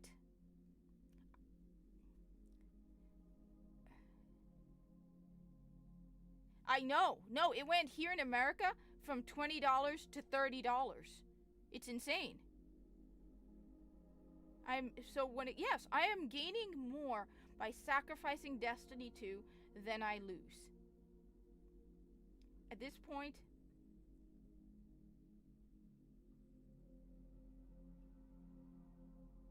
no, dude, I totally agree with you. We are on the same thing. I totally agree with you. The PlayStation 1, I'm keeping.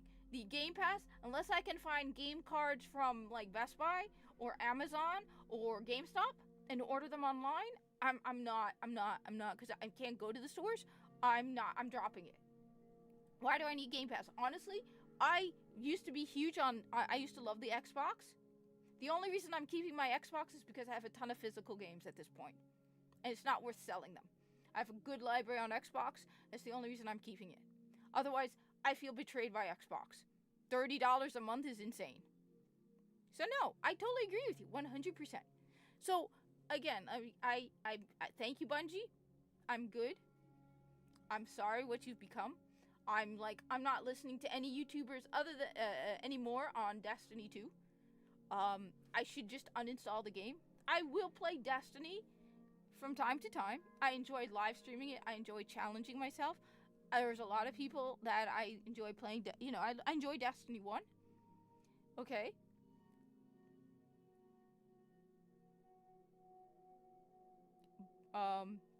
But you know what? I like William said, by giving up Destiny 2, I am gaining a lot more than what I'm losing. And I guess I'm not alone, because it's a mess. And it breaks my heart. It saddens me a lot, but I mean, look at this.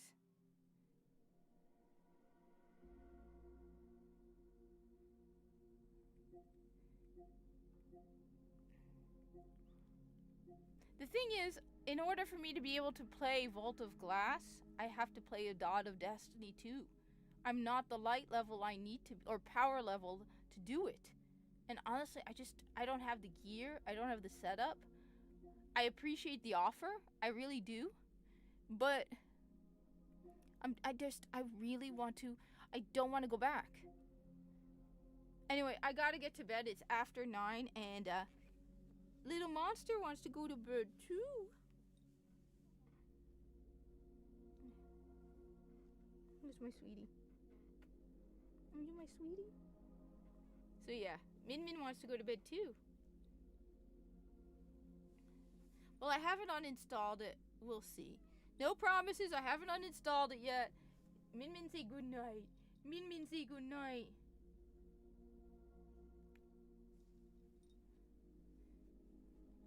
Yeah, that's a very good question. Who wants to play it? The thing is, I can't cancel it. So even, alright, fine. The reason is, I can't even cancel it if I wanted to, because unlike my Xbox, which is monthly paid for, I forgot that my PlayStation was set to once a year, and it just renewed like 2 weeks ago. I completely forgot. That's my nickname for her. Her name is actually Mina. Or Mina. Mina. Technically, her name is Mina, but everyone calls her Mina. Mina, Mina. Come on, Min Min. So, Min Min. So that's why I can't. Even if I wanted to, I'm kind of stuck with it for the next year. We'll see how it goes. But the Xbox One is ridiculous.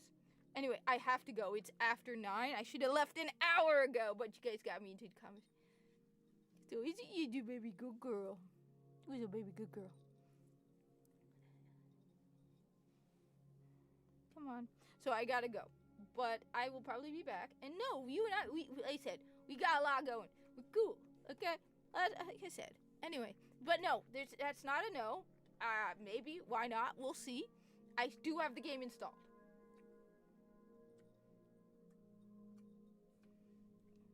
Baby. She's a pretty girl. Come on, it's bedtime, Min Min. I really have to go. I am just